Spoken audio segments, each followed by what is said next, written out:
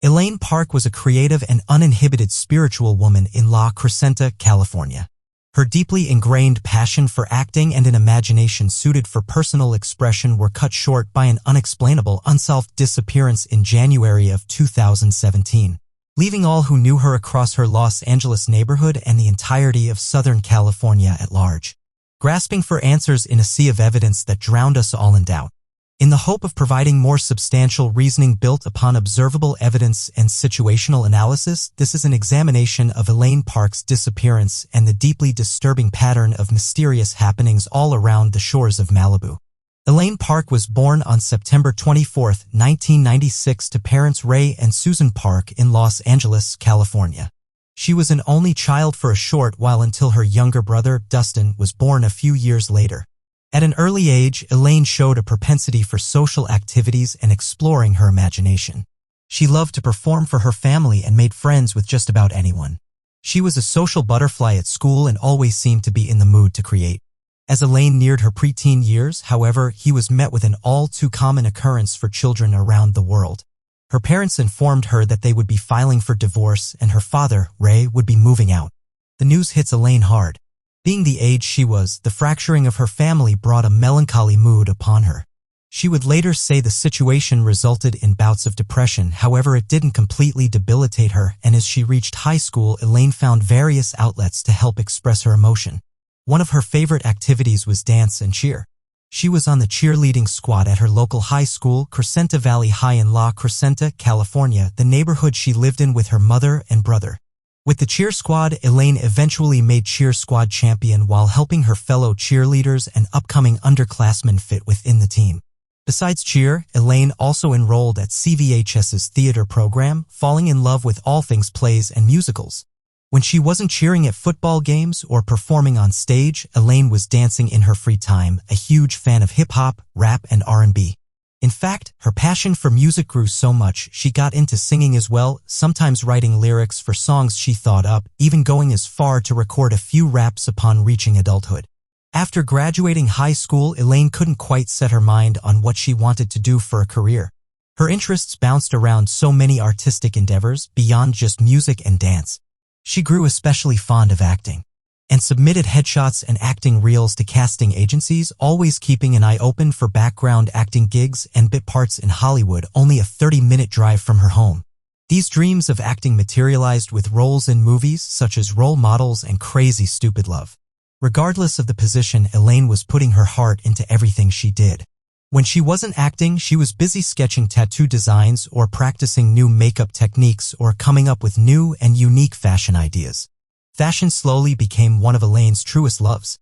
She had an uncanny ability to come up with trendy brainstorms with marketing strategies and future spin-offs that only someone truly dedicated to their work could come up with. Elaine spoke of these ideas and her design to make an impact on the fashion world with her on- and off-again boyfriend, Divine Compare, whom she met in 2016. She had recently moved back in with her mother in Lacrosse Center after being laid off from a waitressing job. When she spoke of her fashion designer dreams with Divine, known as Div, Divine was the son of film and music producer Shakim Compare and met Elaine through mutual music industry interests. Elaine would sometimes stay with Divine and over text one night shared her passionate ideas about clothing and branding. While Elaine opened her heart like she so often did through her extroverted and spirited personality, her relationship with Divine didn't last forever. The two never really formed a bond as partners and eventually broke off contact in January of 2017 when Elaine informed Div that she needed time for herself to truly focus on her future and next steps. The hiatus in their relationship only lasted a few weeks, however, until January 27, 2017 when the two made plans to see a movie and spend the night together. It was apparently nothing more than two lovers reigniting their fling. That is until the next morning. On January 28, 2017, when Elaine left Divine Compare's guest house in Calabasas, California, never to be seen again.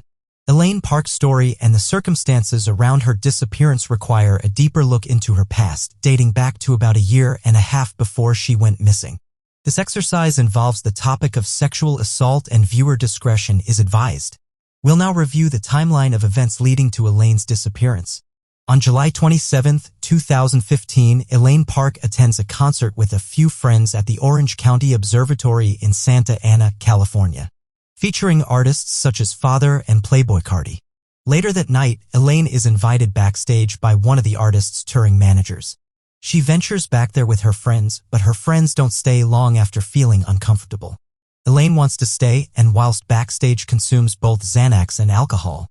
At some point during her time backstage, Elaine is sexually assaulted by multiple men while inebriated by the drugs and alcohol. In the following days and weeks, Elaine struggles to remember the night of July 27th, but fears she may have been raped. Nonetheless, she remains mostly quiet about the subject, despite the situation deeply affecting her.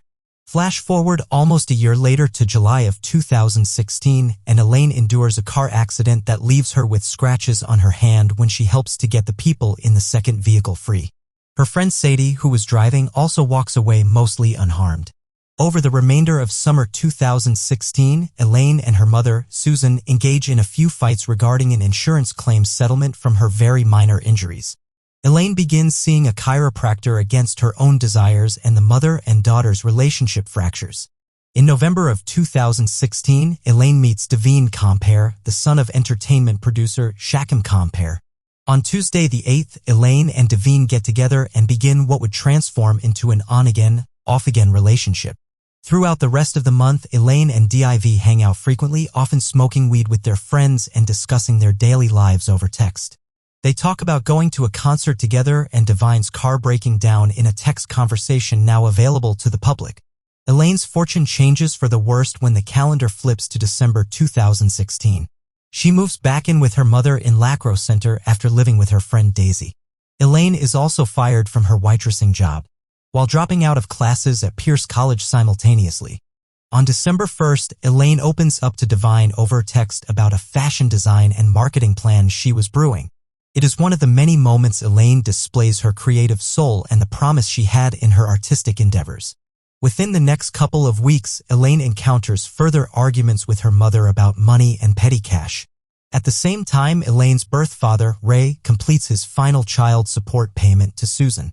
Sometime in mid to late December, Elaine appears to go through a personal crisis as she unfollows and/or blocks her childhood friends from all her social media accounts. Elaine's crisis continues through the latter third of December when reminders and memories of her sexual assault in 2015 begin to resurface. She reaches out to the touring manager she knew, a man by the name of Michael, who tells Elaine that while he doesn't have concrete memories of an assault happening, he says it wouldn't surprise him. When Michael asks Elaine why she's calling him a year and a half later, Elaine says she can no longer block the feeling from her mind and that her art and design is no longer helping her cope and she needs answers. Around the same time, on December 28, 2016, Elaine posts a Twitter thread about her experience dealing with the trauma of sexual assault. She also says that the people involved, quote, know damn well who they are, but that she wouldn't fight them or make it a legal matter. Over the next couple of days and into the new year, the text conversation between Elaine and Devine wanes and becomes less responsive. Then on January 3rd, Elaine breaks up with Devine over text. One of the lines of text reads, quote, I need this year to really invest in myself right now. So I'm gonna grind and spend time alone until I can get myself real right. Devine responds by saying it isn't what he wants and that he will fight for Elaine because she is all he has. On the night of January 20th, Devine sends a string of texts to Elaine saying he is in Utah but wants a response from her. He tells her she can't hold in whatever she's holding in, while he also needs to let out something to her before reassuring her that he'll be by her side, supporting her no matter what. A week later, in the pre-dawn hours of January 26th at 3:45 a.m., Elaine calls her mother Susan to report her car out of gas and the battery dead. According to Susan, she and her boyfriend, Jeff, drove to Elaine's location to deliver gas and jumpstart her car. The following day, on the morning of Friday, January 27th, Susan sends Elaine $20 and asks for a payment by 6 p.m. Later in the day, around 5 p.m., Elaine visits her father, Ray, to pick up cash for the weekend. Ray would later say his daughter acted perfectly normal during this visit. An hour later, at 6:01 p.m., Elaine receives a text from Susan regarding the money she lent her. Another hour passes by and at 7 p.m., Elaine's friend Sadie stops by Elaine's house to pick up her hair curling wand. Elaine hands it to Sadie without saying a word, and as Sadie climbs back into her car, she turns around to see Elaine locking the front door as she leaves herself. In the next 30 minutes, Elaine reaches her car and departs Lacro Center to meet up with Divine Comparative's place in Calabasas, California. At around 8:10 p.m., Elaine arrives in Calabasas. 54 minutes later, at 9:04 p.m., Elaine responds to Susan's texts, saying she'll have the money back to her later that night. Susan sends a text back only a minute later at 9:05 p.m., asking Elaine to keep her word. A little less than an hour and a half later, at 10:20 p.m., Elaine and Divine take an Uber from Calabasas to the AMC movie theater in the nearby neighborhood of Woodland Hills. Moments after Elaine made a stop at her car and is captured on the CCTV footage at the Compare residence. Another vehicle is also spotted on camera but departs the driveway just as the Uber pulls up. Over 2 hours later, at 12:43 a.m. on Saturday, January 28, 2017, Divine and Elaine return from the movies in Calabasas as captured by the Compare family's CCTV. At 3:20 a.m., Elaine checks her social media profiles on Twitter, Instagram, and Snapchat for the final time. Not long after, at around 4 a.m., Divine wakes up to Elaine suffering a panic attack.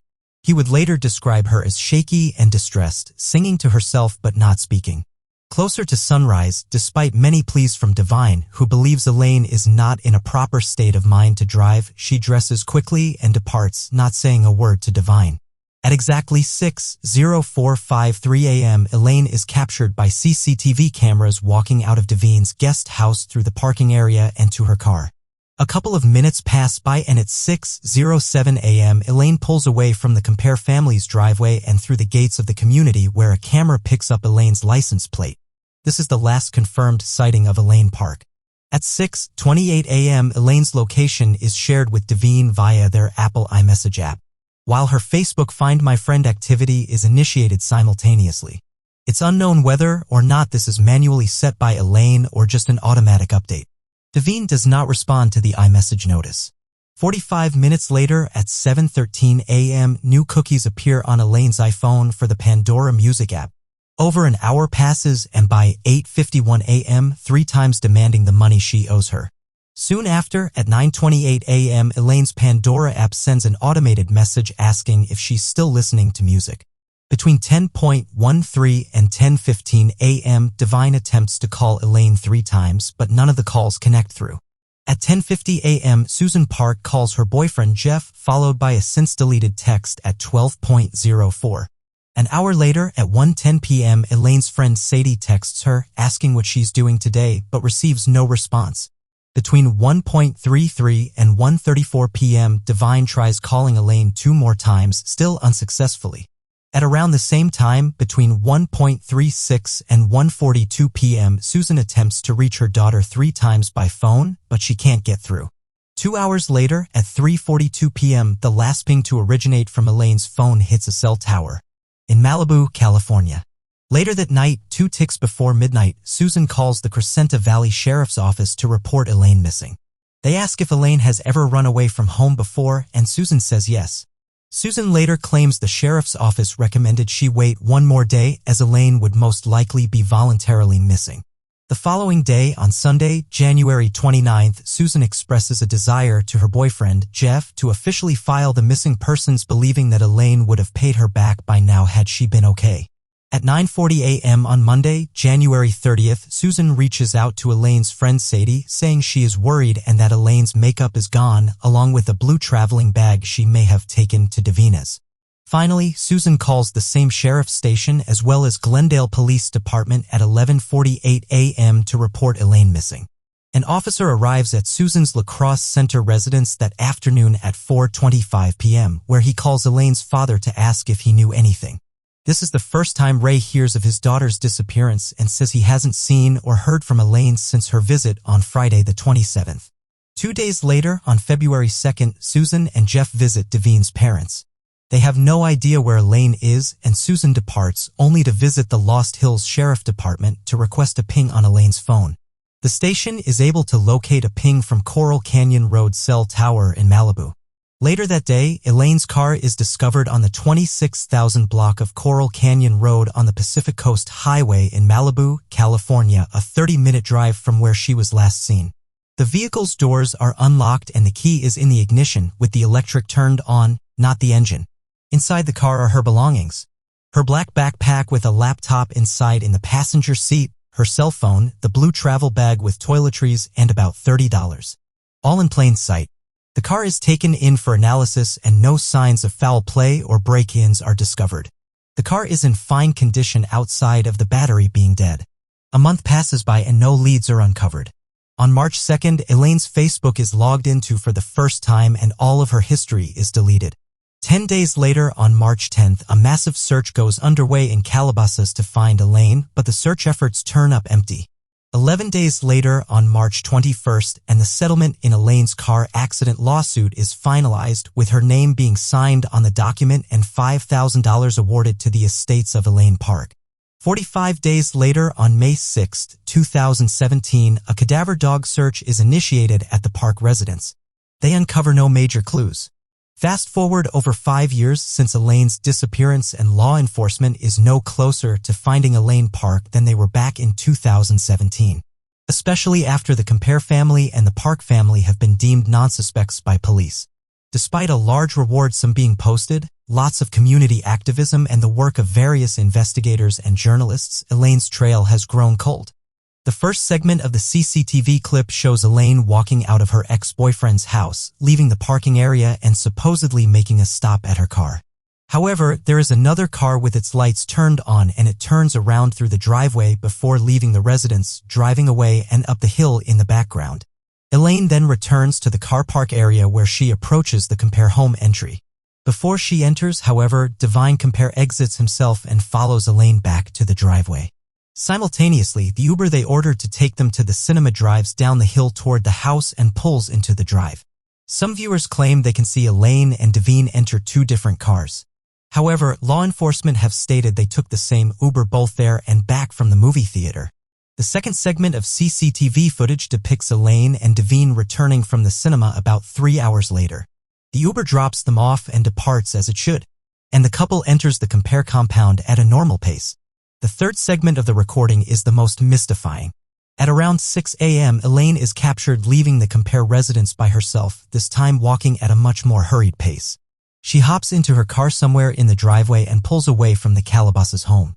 Viewers again point to something strange they notice at this point in the video. They call out the shadow. That flicker across the wall on the left side of the frame when Elaine is about to disappear from view, theorizing it may be a third party watching Elaine from afar running in the background when they see she is about to leave. However, if you go back to the first segment, you'll notice those same shadows appear on that same wall each time Elaine walks back towards the driveway in both directions. It is simply Elaine's shadow from a light off screen and is not a hidden clue. What is a helpful clue? Is the license plate reader footage that is included at the end of the video. This captures Elaine's vehicle as it leaves the Compare family's gated community and gives you a clear look at her license plate number, 7NKR261. If you have any information regarding this license plate number from the early morning hours of January 28, 2017, or anything else that appears in the video, you can call 1-800-222-8477 or go to lawcrimestoppers.org.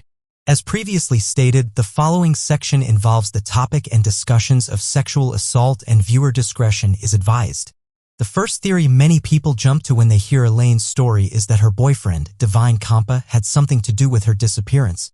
Besides the obvious fact that he was the last person to see Elaine alive, people point to his connections with musicians and rappers around Los Angeles and how he might be connected to the sexual assault Elaine survived. In 2015, while Divine wasn't at the concert in question in July of 2015, he did have connections with some of the performers and people backstage who may or may not have been there when Elaine was assaulted. People wonder if this is what Divine is referring to in the text messages made available to the public after she breaks up with him when he says, quote, "I need to let all this out to you." Followed later by, quote, "You can't hold all that in? Let it out, what's going on?" People wonder if this is Divine coaxing Elaine to say everything she knows about her assault in 2015 to make sure she isn't about to take the information to the police and expose either Divine's contacts or Divine himself. They backed this up with information gathered in 2018 by people part of the investigation who noted that a witness had observed Elaine and Devine getting into a verbal altercation the evening of Thursday, January 27th, and it was over the assault allegations and Devine's role in them. The testimony then stated the following day the couple didn't actually go to the movies the evening of January 27th, and instead the arguments boiled over before Elaine went missing the next morning, potentially at the hands of Devine or a theoretical accomplice. To accentuate this theory, many point to the CCTV footage and take issue with how it conveniently ends right after Elaine leaves the property and what follows isn't publicly available. It casts a suspicious light over the Compare family at large and definitely leaves room to wonder. However, there are many pieces to the case that address and refute this theory. First and foremost is that Devine himself has been heavily investigated by law enforcement and private detectives and cleared of all suspicion. That's not all, though. Let's look at the materials we have ourselves. We have the texts Devine was sending to Elaine after their breakup. And nowhere did it ever show Devine was making threatening comments or showing a lack of support to Elaine. In fact, he was quite supportive of Elaine overall, saying that he would be there for her and that they'd make it to the other side. In interviews with other amateur investigators, Devine stated he never pressed Elaine about her assault experience and that she was truly attempting to figure it out on her own, but was struggling with the weight of holding it all in and not being able to remember it for over a year. There's also the matter of Elaine's tweets from the night of December 28th, where she talks about her emotions and trauma as a result of the assaults, but also the wisdom she wants to give to others. Most notably, at the beginning of the thread, she says that while the people who assaulted her know who they are, she is not out to frame anyone, pursue legal action, or enact justice through accusatory means. Rather, she wants to heal from her trauma on her own terms and leave the law out of it. In addition, one evening before Elaine went missing, she posted a live Periscope stream of a rap she had written, the lyrics very strongly hinting at her relationship and breakup with Devine. Through her rap, Elaine never talked about Devine as if he was connected to her assault or really about the assault at all. Rather, she explained the reason she and Devine couldn't be together was a difference in morals and materialistic desires. Thus, Elaine, both publicly and privately, was adamant about not pursuing some sort of legal or vigilante justice. If someone wanted her dead because of that, there's absolutely zero proof Elaine would have tried it anyway, most likely ruling out one of her assaulters or Devine. The only other sensible motive that would pit Devine against Elaine is being upset that they broke up and not wanting it to end like it did. However, as exemplified by the text messages and interviews Devine has taken part in, he has shown no animosity towards Elaine or anger about their relationship. Also, it must be taken into consideration the date Elaine and Devine went on the night before she went missing. A couple facing that much volatility and tension simply doesn't go to the movies together and pretend like everything is normal for a couple of hours. The Uber drivers who drove the pair have since been tracked down and interviewed and have stated they didn't suspect anything was wrong with either Devine or Elaine, that they were hugging and kissing during the car rides, and overall sporting a calm demeanor. There was an instance in which the Uber driver said Devine asked Elaine if she was good a couple of times, but Elaine always replied yes and never displayed any sort of warning signs.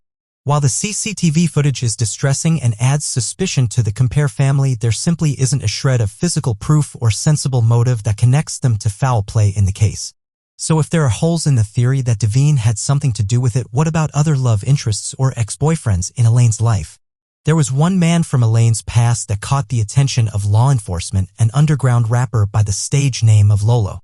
Lolo and Elaine had a short fling sometime in the year leading up to Elaine's disappearance. However, the quick relationship wasn't sunshine and roses. Lolo was quite clingy and creeped out Elaine's closest friends. He would repeatedly call her even after Elaine tried to sever ties. And despite being blocked on multiple numbers, Lolo would find new phones to contact her with.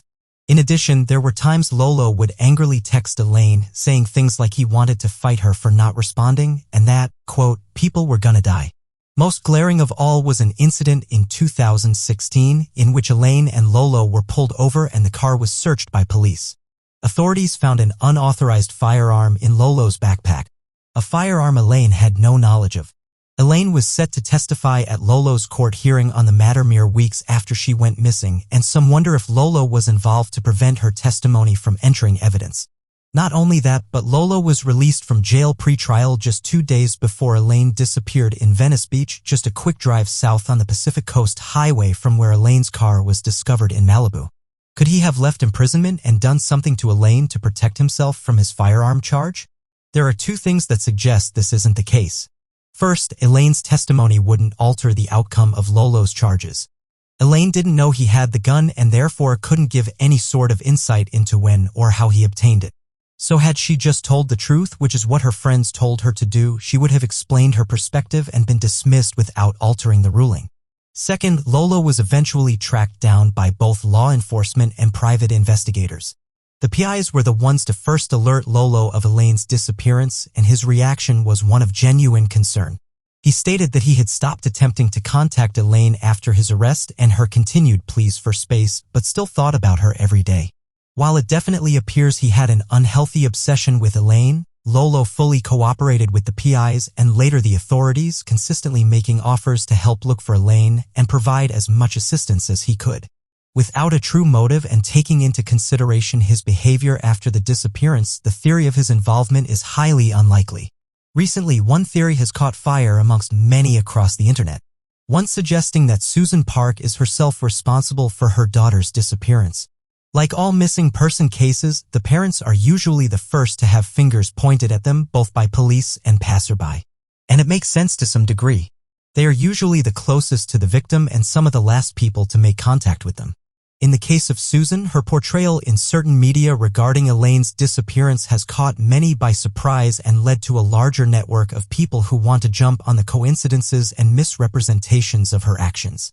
Susan's suspicion lingers on a few aspects of her relationship with her daughter, most notably their propensity for arguing and both verbal and sometimes physical conflict. Susan and Elaine would fight about money even in amounts as low as $5, ending up in cursing matches loud enough to wake the neighbors and sending texts with intense and anger-ridden tones. The pair were not close and spent more time bickering than getting along. But in the end, that's how the entire family was. Elaine often spoke to her friends about how discordant her family life was. Since Ray and Susan got divorced in 2008, and even while they were all still under the same roof, the family didn't spend much time bonding.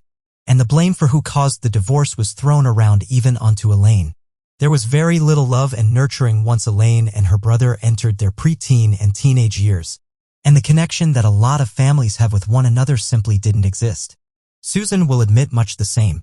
A lot of people point to Susan's openness about being a bad mother and failing her daughter. Susan knows she and Elaine didn't have a great relationship, but that doesn't automatically mean she would go to great lengths to kill her. Susan also has spoken about the cultural differences between an Asian American family and the prototypical American family, and how it is not considered or even understood by people who have been conditioned to think families cannot toe the lines of verbal abuse without there being murderous tendencies. The texts Susan sent to Elaine, saying, quote, "die," and calling her brutal names are despicable and disturbing, particularly considering what would happen just months later. But the tragic truth is that these types of sentiments are shared by families all over the world. And just because it's beyond any sort of family dynamic we are used to, it doesn't make Susan a killer, an abusive bully, and terrible guardian, perhaps, but it does not prove her a murderer. The theory also hinges on Susan's actions after Elaine went missing, like her alibi being changed at certain points, or how quickly she got rid of Elaine's belongings and rented out her room and cleaned her clothes that may have had valuable evidence on them. But the fact of the matter is that the police told Susan repeatedly they had no leads and nothing really to investigate. While there was belief that Elaine may have gone involuntarily missing, they had no reason to collect Elaine's things, and would have collected them before Susan got rid of it all had there been any reason to do so. In the end, everyone's process of grieving and responding to trauma is different. Yes, you usually see the parents of missing children keep their bedrooms and belongings in their original condition for decades, but just because a mother in another case doesn't do it, doesn't insinuate guilt of any kind. Ultimately, Susan did keep a few things of Elaine's, just in case she returned. Finally, we must shed light on the amount of effort Susan has put into finding Elaine. Nobody who makes someone else disappear goes to the lengths Susan has gone to try and put a spotlight on the victim's case. Both the Park parents have been fully cooperative with both outside investigators and law enforcement. Susan has made countless media appearances and, despite some of them pitting her own past against her, continuously pleads for help to find Elaine. The risk of exposure would be far too high had she committed a crime. We may not like the way she treated Elaine and the things she said to her daughter, but we cannot conflate coincidence or bias with fact. So if someone close to her didn't make Elaine disappear, could it have been a stranger? It is certainly possible. 3 routes to this theory exist. The first path is one taken by someone Elaine made contact with in the year before her disappearance, but not related to the assault in 2015. The most likely suspect would be someone connected to the drugs that Elaine would sometimes involve herself in.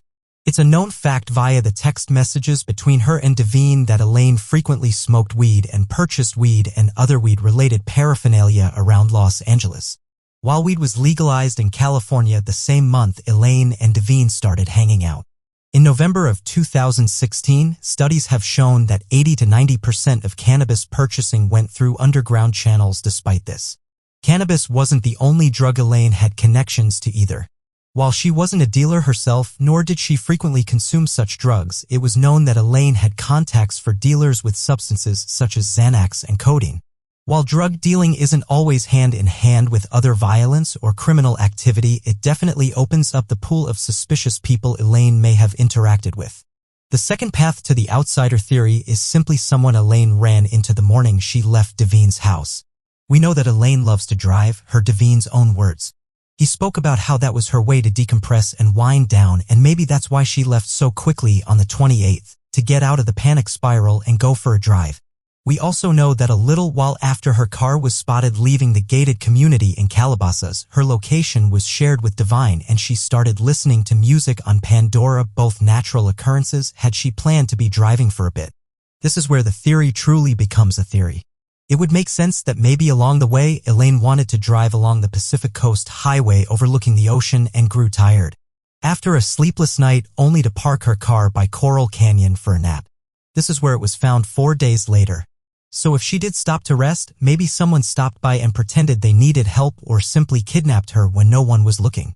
This theory struggles to hold weight when you look deeper at the facts. It's agreed upon by many that Elaine's vehicle was probably planted at the location it was found by her kidnappers rather than it being the origin of Elaine's disappearance. Due to how neat everything was found in the vehicle and how there was no trace of Elaine found in the vicinity. The spot where Elaine's car was found is also a very busy section of Malibu and has frequent tourists stopping by, even at 6:30 a.m. in the morning. If something were to have happened to Elaine against her will, someone would have heard something or seen something. People also claim there's no way the car would have been able to sit in the location it was at for 4 days without being ticketed or towed, or at least observed by police. However, that section of the Pacific Coast Highway is known for parked cars sitting along the coast for days, if not weeks at a time. And it is totally reasonable that the LA County Sheriff missed it, if not completely ignored it. The third and final path to an outsider theory is that a serial killer is operating in or around Malibu, California, and law enforcement in the area has failed to make arrests, allowing people like Elaine to become a victim. In this general area of Malibu, there has been a string of disappearances and murders in the last decade plus, most famously featuring the disappearance and death of Matrice Richardson and the murders at Malibu Creek State Park.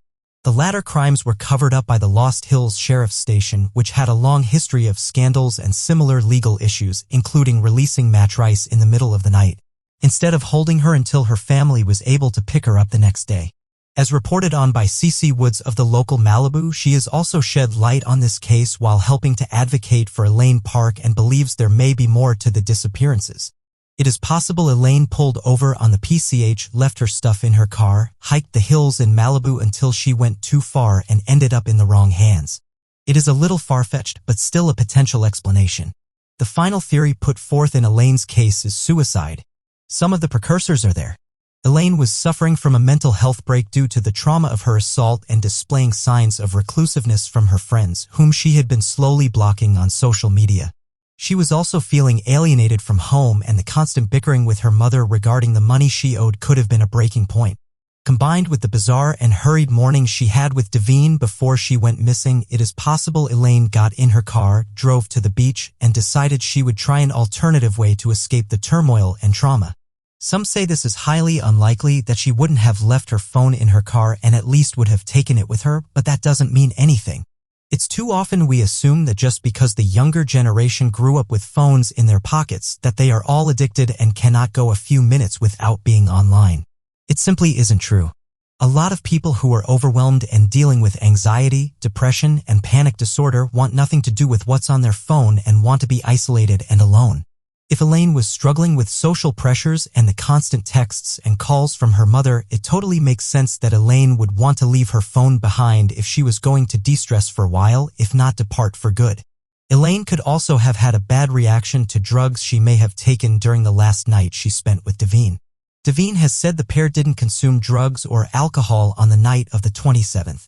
But those statements were taken in front of his parents, and the use of such substances cannot be 100% ruled out.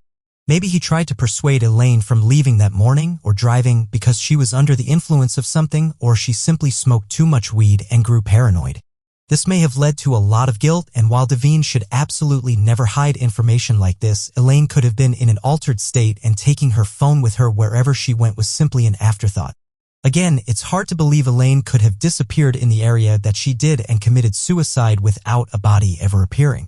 But stranger things have happened in the hills of Malibu. And with the law enforcement's shady history, it's not impossible they missed a major clue. It should also be noted that the Lost Hills Sheriff's Station does not have jurisdiction in Elaine's case. That belongs to Glendale Police Department due to Elaine's address falling in their precinct's jurisdiction. But the drastic difference in locales for each law enforcement agency makes it hard to coordinate searches and know exactly where to look, which still unacceptably falls in the hands of police. The communication needed to be clearer for search efforts to go underway as they should have. And it leaves so many theories to Elaine's disappearance, unfortunately open-ended. The case of Elaine Park is as tragic as they come. The fate of a young woman with such a big heart and such massive potential is unknown, vanishing without a shred of physical evidence left behind. It truly is as maddening as cold case investigations come and makes drawing a conclusion nearly impossible. In our estimation, we believe the most likely scenario is a combination of the theories previously mentioned. Elaine most likely suffered some sort of mental collapse with the trauma of her assault weighing down on her and the panic attacks restraining her physically and emotionally. It is what made her leave in such a mad rush on the morning of January 28, 2017. And the lack of support from either friends or family only added to her feelings of being confused and unwanted. While we believe Elaine was under psychological distress, we don't believe she committed suicide, mostly because of the situation with her car. We believe she went somewhere to cope with her newfound state of panic, potentially under the influence of drugs, and ran into someone who ultimately took advantage of a woman desperate for help, much like someone took advantage of her in July of 2015. Whoever this was then brought Elaine's car somewhere away from the crime, to a place where parked cars are constantly abandoned along the coast of the Pacific Ocean in Malibu, California. Here, they left behind Elaine's belongings to stage a runaway. While there's an argument to be had about Elaine running away and leaving her phone behind, no one runs away and leaves plain cash behind. That's the one thing you would need if you were planning to stage a disappearance. No, Elaine's life was purposely positioned to warrant the least amount of suspicion on foul play. And in the end, that's exactly where we ended up anyway. Who this perpetrator is anyone's best guess. But it is most likely not Devine, Lolo, or Elaine's family. While we can't rule it out 100%, it would take a huge piece of physical evidence to make that scenario a dominant lead. As gut-wrenching as it is to walk away from such an in-depth investigation without a conclusive hypothesis, it should not take away from the efforts we continue to make in our search for Elaine. While it's unlikely, there is still a chance Elaine is out there alive and breathing. It is up to us to bring her home, and if not, at least bring about closure and justice for Ray, Susan, and Dustin Park. Until then, it's important to shine a light on Elaine's legacy. Elaine, despite growing up in a broken home without a lot of love to receive, was the first to bring that love to others. She nurtured relationships with many friends and put her heart into everything she did. She was well on her way to being an iconic fashion designer, an effervescent actress and dancer and lyricist, a powerful poet, and above all, a passionate and personable artist. She was a survivor whose entire being was filled with courage and strength. She spoke her heart so that others without a voice may find solace in her persistence. She had dreams like the rest of us and so much more to share. We must find a way to make those dreams a reality and allow her imagination to return to the world. Even if Elaine Park remains missing, the positive impact she made on the world will not perish, and the goodwill that she stood for will not be erased. 10-year-old Catherine Lyon and her sister, 12-year-old Sheila Lyon, lived in Kensington, Maryland in 1975. They lived with their parents, John and Mary, as well as their older brother, Jay. On March 25, 1975, Sheila and Catherine left their home between 11 a.m. and noon. Their mother instructed them to get back home by 4 p.m. They were heading to see the Easter exhibits in the Westfield Wheaton Plaza shopping mall, which was located about half a mile from their home. It was their spring break, so they planned on enjoying a day out, even having lunch at a pizzeria within the mall called the Orange Bowl. By 7 p.m., the Lyons sisters had still not returned home. Their parents then called police to report them missing. The extensive search and investigations for Sheila and Catherine revealed nothing about the location of the girls, but thanks to witness statements, it did help the police set up a timeline that they felt was accurate. At 1 p.m., a neighborhood boy saw the sisters outside the Orange Bowl. They were speaking to an unidentified man. At about 2 p.m., their elder brother Jay also noticed them at the pizzeria, alone and enjoying their meal. A friend of theirs then saw the girls walking westward down a street near the mall somewhere between 2:30 and 3 o'clock p.m. It was the direct route to their home. That was the last time Sheila and Catherine Lyon were seen alive. The neighborhood boy who recalled seeing Sheila and Catherine talking to someone outside the Orange Bowl described the unidentified man to be about 6 feet tall, 50 to 60 years old, and wearing a brown suit. He said that the man was carrying a briefcase with a tape recorder inside. The man was demonstrating a type of audio cassette player to the teens and children gathered near him, which included the Lyons sisters. 2 composite sketches of him were created and released to the public, and several other witnesses came forward to declare that they had seen him in the mall that day. A girl around Sheila and Catherine's age then talked to the detectives and gave them a completely new possible suspect. She described how the young girls had confronted a man who had been staring so intently at them that it made them uncomfortable enough to act. He was described as a white male, 5 foot 11 inches tall and weighing roughly 140 pounds. It was believed he was in his late teens or early 20s. He had acne on his face and scars on his left cheekbone. The man wore a light-colored Peter's jacket as well as a blue and white horizontal striped shirt with white pants. The Lyons sisters' disappearance shattered the sense of security in Kensington, Maryland, rattling parents to the point where they no longer let their children play outside or walk to Wheaton Plaza. Even with all the promising information, the case soon got plagued by false leads and questionable subjects, eventually making it go cold. An 18-year-old named Lloyd Lee Welsh went to a security guard at the Wheaton Mall a week after the girls disappeared. He said that he had been at the mall that day and saw the girls get abducted by the tape recorder man. Mall security then called the police, who took Lloyd to a nearby station. When the investigators made Lloyd take a lie detector test, Lloyd then confessed to having made the whole thing up. It was believed he was just interested in the $9,000 reward money being offered, and he was released. On April 7, 1975, about 2 weeks after the disappearance, a witness in Manassas, Virginia reported seeing 2 girls resembling the Lyons sisters in the rear of a beige 1968 Ford station wagon. The witnesses stated that the girls were bound and gagged in the vehicle. The driver of the vehicle resembled the man in the publicly available composite sketch. The witness further claimed that when the driver spotted the witness tailing him, he ran a red light and sped west on Route 234 towards Interstate 66. The station wagon had Maryland license plates with the possible combination of DMT-6. The last 2 numbers are unknown due to the bending of the car's plate. The known combination was issued in Cumberland, Hagerstown, and Baltimore at the time. This supposed sighting inspired a small army of mobile CB radio users to scour the area throughout the night with a running commentary and chatter, but without any tangible results. A search for matching plate numbers failed to produce any information. Although this witness's report was at first treated as credible and a media firestorm erupted because of it, it was later deemed questionable by police. The disappearance granted calls from psychics, extortionists, and detention seekers.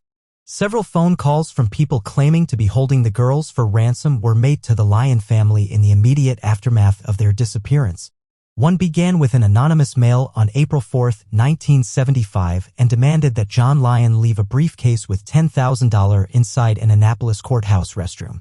John Lyon left $101 in the briefcase as directed by law enforcement officials. It was just enough to make the crime a felony, but the briefcase was never claimed. The same anonymous person called John later and said there were too many police officers around the courthouse and he could not retrieve the ransom. John said he would have to hear the girls' voices before he could do anything else. The caller never made contact again. There were suspects, but nothing that linked them to the crime, one being Fred Howard Coffey. Coffey was convicted in 1987 for assaulting and strangling a 10-year-old girl in North Carolina in 1979. Authorities learned that he interviewed for a job and was subsequently employed in Silver Spring, Maryland, 6 days after the Lyons sisters vanished. This is a short distance from Wheaton Plaza. Investigators were unable to determine if Coffey was connected to the case, and he was never charged in the disappearances. Raymond Rudolph Molesky Sr., a resident of Suitland, Maryland, at the time of the disappearance, took the lives of both his wife and teenage son in November 1977. He was convicted and sentenced to 40 years in prison. Based on both prison informants' tips and Molesky's own claims to know something about the case, which he offered to share more fully in exchange for more favorable prison conditions, authorities searched his former residence in April 1982. No evidence was discovered. Raymond Rudolph Molesky passed away in prison in 2004. Police interviewed countless witnesses and followed hundreds of tips. Every stand of woods or weeds were searched. Storm sewers were explored. As was every vacant house for miles, the residents of a nearby nursing home were interviewed one by one. Scuba divers groped through mud at the bottom of ponds. Nothing was found. Nothing came of anything the police did. The case haunted the Montgomery County Police Department. Generations of detectives had come and gone, and many had taken a crack at it. Periodically, a new team would start over, combing through the many boxes of yellowing evidence, hoping to find something missed. In 2012, the Montgomery County Police Department decided to make one final push to solve the Lyons sisters' mystery. Their approach was to act as if a call had just come in for the two missing girls and to scour the boxes of case records as if starting from scratch. One of the most intriguing finds early on was a brief report written by investigators a week after the disappearances. The report was about 18-year-old Lloyd Lee Welsh that falsely claimed to see the tape recorder man abduct the sisters. The detectives newly plowing the case learned that Lloyd Welsh went on to compile an extensive criminal record. His record includes an arrest in 1977 in Montgomery County for breaking into a house 8 blocks from Wheaton Plaza Mall and stealing $580 worth of jewelry. The burglary case yielded a mugshot which bore a striking resemblance to a composite sketch drawn in 1975 of the man at the mall who stared at the Lyon girl so long that they confronted him. The newly assigned detectives learned Welsh was imprisoned in Delaware after being convicted of assaulting a 10-year-old girl in that state in 1998. Detectives drove to see him, not sure what to expect. Would he even want to talk to them? It turns out he did. Welsh talked and talked for 8 hours. It was on October 16, 2013, that Detective Dave Davis traveled with Montgomery Deputy State's Attorney Pete Feeney to Dover, Delaware to interview Welsh. He acknowledged he was at the mall the day the Lyons sisters were reported missing, but said he had no involvement in their disappearance. The investigators continued trying to uncover as much as they could about Welsh. They learned that his mother lost her life when the car driven by his drunken father, Lee, crashed. Lloyd Welsh was a passenger. He was placed in foster homes but ran away to live on the streets instead, where he did whatever he wanted to. As an adult, he traveled around the country, sometimes hitchhiking, and at one point started a landscaping business in South Carolina. In that state, he was also convicted of assaulting a 10-year-old, just like in Delaware. As the detectives gathered Welsh's history, they repeatedly returned to interview him in Delaware. In subsequent interviews, Welsh lied elaborately and repeatedly about his connection to the Lyon case. He eventually admitted that he had helped kidnap the girls, but insisted that the crime had been planned and carried out by others in his family. He would talk for hours, shifting his story and offering names of relatives he said he had seen abduct the Lyon girls and hold them captive. In the summer of 2014, investigators began an extensive probe of the entire Welsh clan. What the detectives found shocked them. The clan had 2 branches, one in Hyattsville, Maryland, and the other 5 hours southwest on a secluded hilltop in Thaxton, Virginia. It was a place locals called Taylor's Mountain. Here the family's Appalachian roots were still in existence, even though some members had gradually moved into more modern communities in and around Bedford, the nearest town. The family's Mountain Hollow ways, a suspicion of outsiders, an unruly contempt for authority, stubborn poverty, a knee-jerk resort to violence, set it perpetually at odds with mainstream suburbia. During one of the interviews, Welsh named relatives he had seen abuse and take the lives of at least one of the Lyon girls. If the sisters had been taken by this family, as Welsh claimed and the detectives now suspected, then someone in the family might help investigators with more information. In 2015, Welsh was claiming that the chief culprit had been his uncle Richard, who he said had planned the girls' kidnapping and demise. Richard Welsh was nearly 70 at the time but seemed older. In addition to heart trouble, he faced a frightening array of accusations. Various family members had accused him of ugly and violent behavior toward them in the past. Richard Welsh denied it all. He was summoned to appear before a grand jury in February 2015, where he still stuck to his story. He said he never saw either of the Lyons sisters and did not know what happened to them. On May 12, 2015, detectives visited Lloyd Welsh again to see if he could tell them anything else. He continued spinning one story after the next to explain what had happened to Sheila and Catherine, always placing the blame for the crime on others. Gradually and often inadvertently, he revealed more and more about himself and the crime. The detectives came to realize that you had to forget the narrative. The way to read Welsh was to look past his stories to their details. Running through many of his versions were certain particulars that recurred: stalking girls in the mall, a station wagon, a crying girl, back seat, a basement access from the backyard, an axe, an army green duffel bag, and a bonfire. On a Monday in May 2015, Detective Dave Davis went looking for the place where Welsh said his uncle Richard had taken Catherine's life before stuffing her remains in a duffel bag and ordering him to take it to Taylor's Mountain. Uncle Richard's old house had been completely destroyed to make room court building, but Dave knew where it had been. Right away, Welsh's story didn't add up. The house was the last place he would bring two little girls who were the object of a massive manhunt. The house was right next to police headquarters. Dave next sought out Buchanan Street, which Lloyd Welsh had also mentioned and where members of the Welsh family had once lived. When Dave arrived there, he recognized the house from snapshots in the police file. It was the house where Lloyd Welsh's parents had lived. The current owners of the house led Dave to a basement only accessed by walking around the house to the rear. Dave stepped into a dark, low-ceiling stone dungeon heaped with old furniture. This was the place. He knew it. It was exactly where one would stash two frightened young girls. You could do anything without being seen or heard. Dave returned the next day with a forensics team. They squirted Blue Star spray to try and find any blood. It lit up from the floor to the ceiling. The room announced itself as the place where Sheila and Catherine Lyon, or at least one of them, spent their last moments. Welsh often talked about his uncle Richard's sanctuary, but that was all untrue. This was the space where Lloyd Welsh hung out. It was his. Not long after, Dave Davis found the likely crime scene. The case against Lloyd Welsh was solid enough to charge him. On September 12, 2017, he pleaded guilty to ending the lives of both Sheila and Catherine Lyon. Despite pleading guilty, he still claimed that his involvement was in fact very limited. He was given a 48-year sentence, and given that he was 60 years old in 2017, it was essentially a life sentence. Lloyd Welsh still refuses to tell investigators where they can find the bodies. Investigators are still looking into the possibility that Lloyd Welsh did not act alone. Uncle Richard worked as a mall cop around the same time, and it would have been much easier for him to abduct the two girls than it would be for Lloyd Welsh. Let me know what you make of the case down in the comments section. Connie Margota was born in Rockville, Connecticut on July 31, 1976 to parents Cindy and Kenneth. Connie was one of four siblings, having two sisters, Marlise and Leslie, and a brother, Keith. The Margota children grew up in Vernon and Ellington. Connie attended Ellington High School, where she graduated in 1995. After which, Connie attended the University of Connecticut. She attained her undergraduate degree in 1999 and began working as a pharmaceutical sales representative for Rekai Benckiser. Everyone who knew Connie described her as a warm-hearted, generous person who would do anything for those she loved. Connie had many friends and was popular among everyone she met. In the early 2000s, Connie told her close friends about a man she had met. His name was Richard DeBate, and Connie was smitten. He was a handsome man who treated Connie like a queen. When Connie was introduced to Richard's family, they immediately knew that she was the one for him.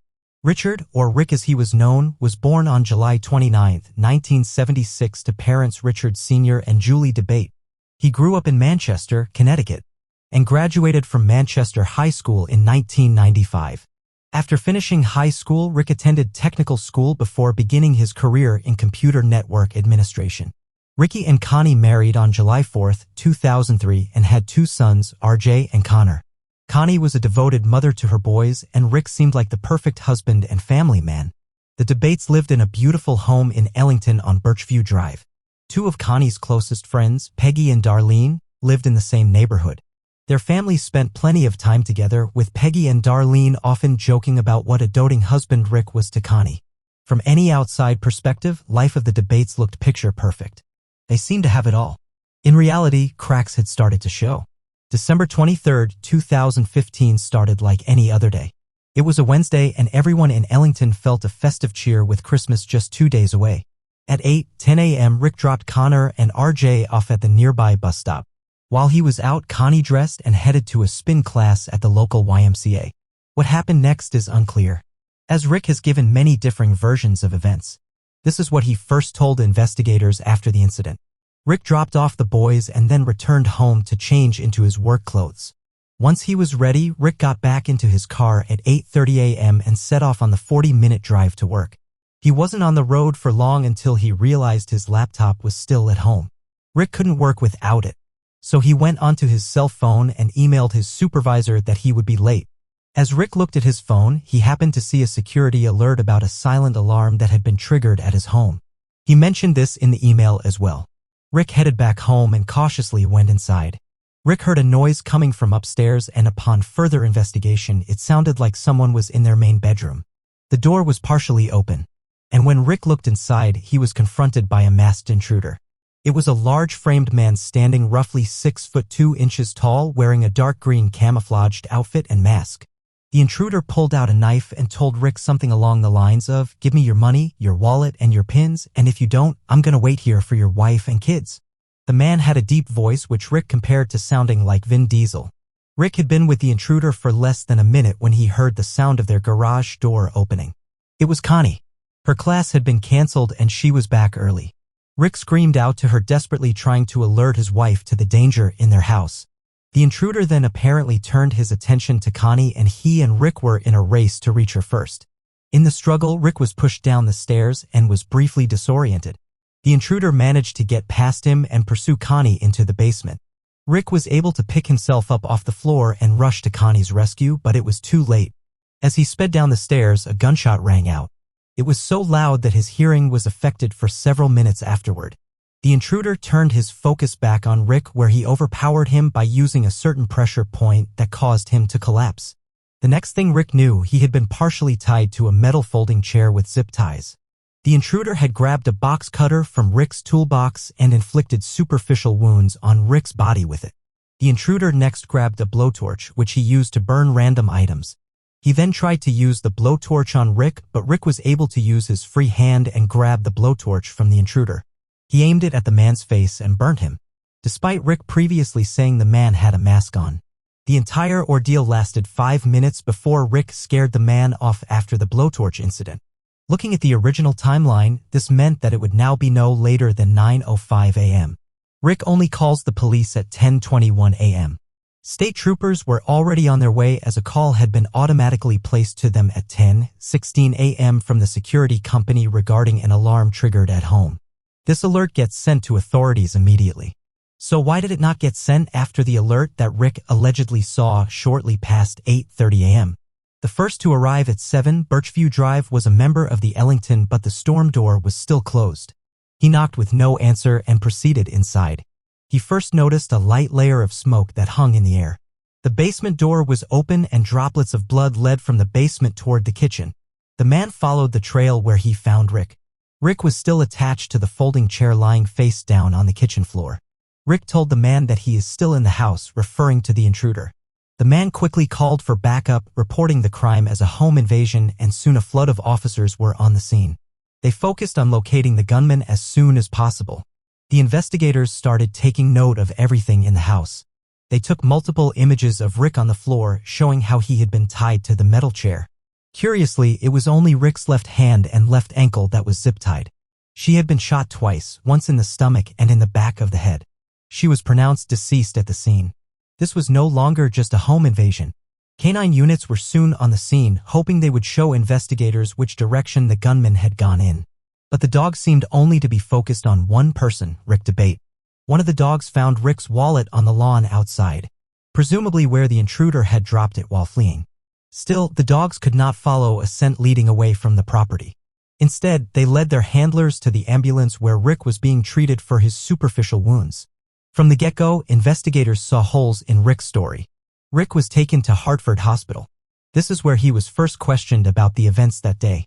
He described the intruder to the investigators and told them he had seen the man shoot Connie in the basement. After he said his version of events, the investigators had some follow-up questions for Rick. This was when they noticed Rick's story changing slightly, which is always a red flag. There was confusion about the alarm system when Rick saw the alarm alert and whether he had been the one who set it off. Initially, Rick said he left before Connie dropped the boys off. This changed to him saying he couldn't remember who left first. The next thing that changed was his explanation of the sound upstairs. Now Rick hadn't heard a sound when he first entered. Instead, he went upstairs and noticed the bedroom light was on.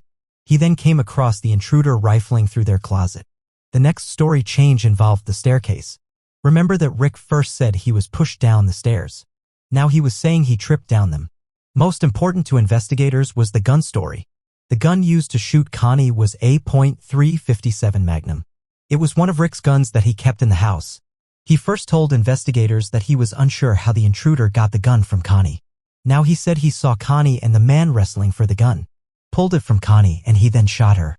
Oh, and the basement was also dark during all of this, apparently. Rick told investigators how he dragged himself up the stairs, still attached to the metal chair, after he regained consciousness. He found his cell phone and called for help, all while calling out to Connie, hoping she would call back. Rick's injuries were conveniently located. The wounds to his chest were only found on his left side, and the wounds to his legs were all within reach of his right hand. This piqued the investigators' interest. He also had no injuries that would suggest he had been pushed or fallen down the stairs. The dried blood from the box cutter marks hadn't dripped down the edges of his legs like you would expect if the wounds had been inflicted while he was sitting on the metal chair. The other inconsistency that stood out to investigators was the lack of blood leading up the stairs. If Rick had dragged himself from the basement to the kitchen, you would expect to see evidence of that. Instead, only droplets were found on that path, and the only drag marks were found in the kitchen. Rick seemed to have walked upstairs before collapsing in the kitchen. Investigators were also curious why Rick hadn't tried to check on Connie. The evidence shows he hadn't been near the body after she was shot, as the pool of blood near her body was undisturbed. Investigators wanted to find out exactly how an intruder was able to get into the home. They theorized they had entered through an open basement window, as the rest of the house showed no sign of forced entry. But even this didn't make sense. The locks on the basement window were removed from the inside and just left on the windowsill. An intruder wouldn't have been able to access these locks from outside without leaving significant damage. After he said his version of events, the investigators had some follow-up questions for Rick. This was when they noticed Rick's story changing slightly, which is always a red flag. There was confusion about the alarm system when Rick saw the alarm alert and whether he had been the one who set it off. Initially, Rick said he left before Connie dropped the boys off. This changed to him saying he couldn't remember who left first. The next thing that changed was his explanation of the sound upstairs. Now Rick hadn't heard a sound when he first entered. Instead, he went upstairs and noticed the bedroom light was on. He then came across the intruder rifling through their closet. The next story change involved the staircase. Remember that Rick first said he was pushed down the stairs. Now he was saying he tripped down them. Most important to investigators was the gun story. The gun used to shoot Connie was a .357 Magnum. It was one of Rick's guns that he kept in the house. He first told investigators that he was unsure how the intruder got the gun from Connie. Now he said he saw Connie and the man wrestling for the gun. Pulled it from Connie and he then shot her. Oh, and the basement was also dark during all of this, apparently. Rick told investigators how he dragged himself up the stairs, still attached to the metal chair, after he regained consciousness. He found his cell phone and called for help, all while calling out to Connie, hoping she would call back. Rick's injuries were conveniently located. The wounds to his chest were only found on his left side, and the wounds to his legs were all within reach of his right hand. This piqued the investigators' interest. He also had no injuries that would suggest he had been pushed or fallen down the stairs. The dried blood from the box cutter marks hadn't dripped down the edges of his legs like you would expect if the wounds had been inflicted while he was sitting on the metal chair. The other inconsistency that stood out to investigators was the lack of blood leading up the stairs. If Rick had dragged himself from the basement to the kitchen, you would expect to see evidence of that. Instead, only droplets were found on that path, and the only drag marks were found in the kitchen. Rick seemed to have walked upstairs before collapsing in the kitchen. Investigators were also curious why Rick hadn't tried to check on Connie. The evidence shows he hadn't been near the body after she was shot, as the pool of blood near her body was undisturbed. Investigators wanted to find out exactly how an intruder was able to get into the home. They theorized they had entered through an open basement window, as the rest of the house showed no sign of forced entry. But even this didn't make sense. The locks on the basement window were removed from the inside and just left on the windowsill. An intruder wouldn't have been able to access these locks from outside without leaving significant damage. Those close to Rick hadn't even considered the possibility that he had something to do with Connie's passing, and they grieved alongside him. While they clearly had a main suspect, the investigators didn't want to lose focus on exploring all possibilities. The debates did have someone who would potentially want to hurt them.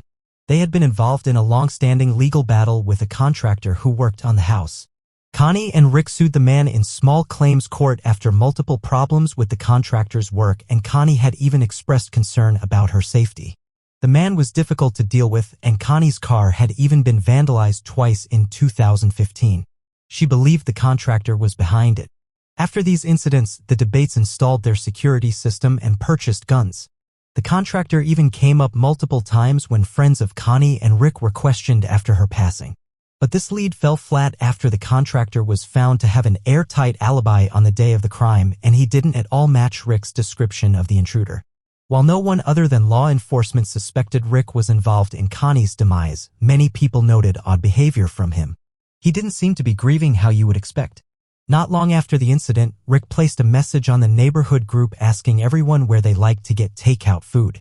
This seemed off for a man who had recently lost his wife in such traumatic circumstances.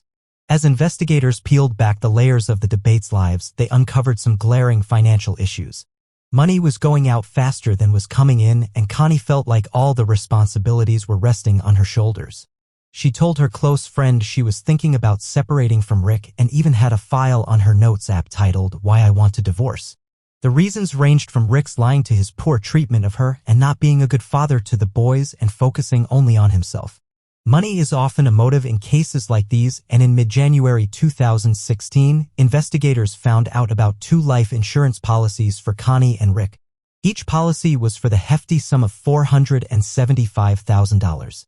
It turned out that only Connie's life insurance was still valid, as Rick's had lapsed due to non-payment. Rick waited just 5 days to claim Connie's insurance money. He also received $75,000 from her employer a month after her passing.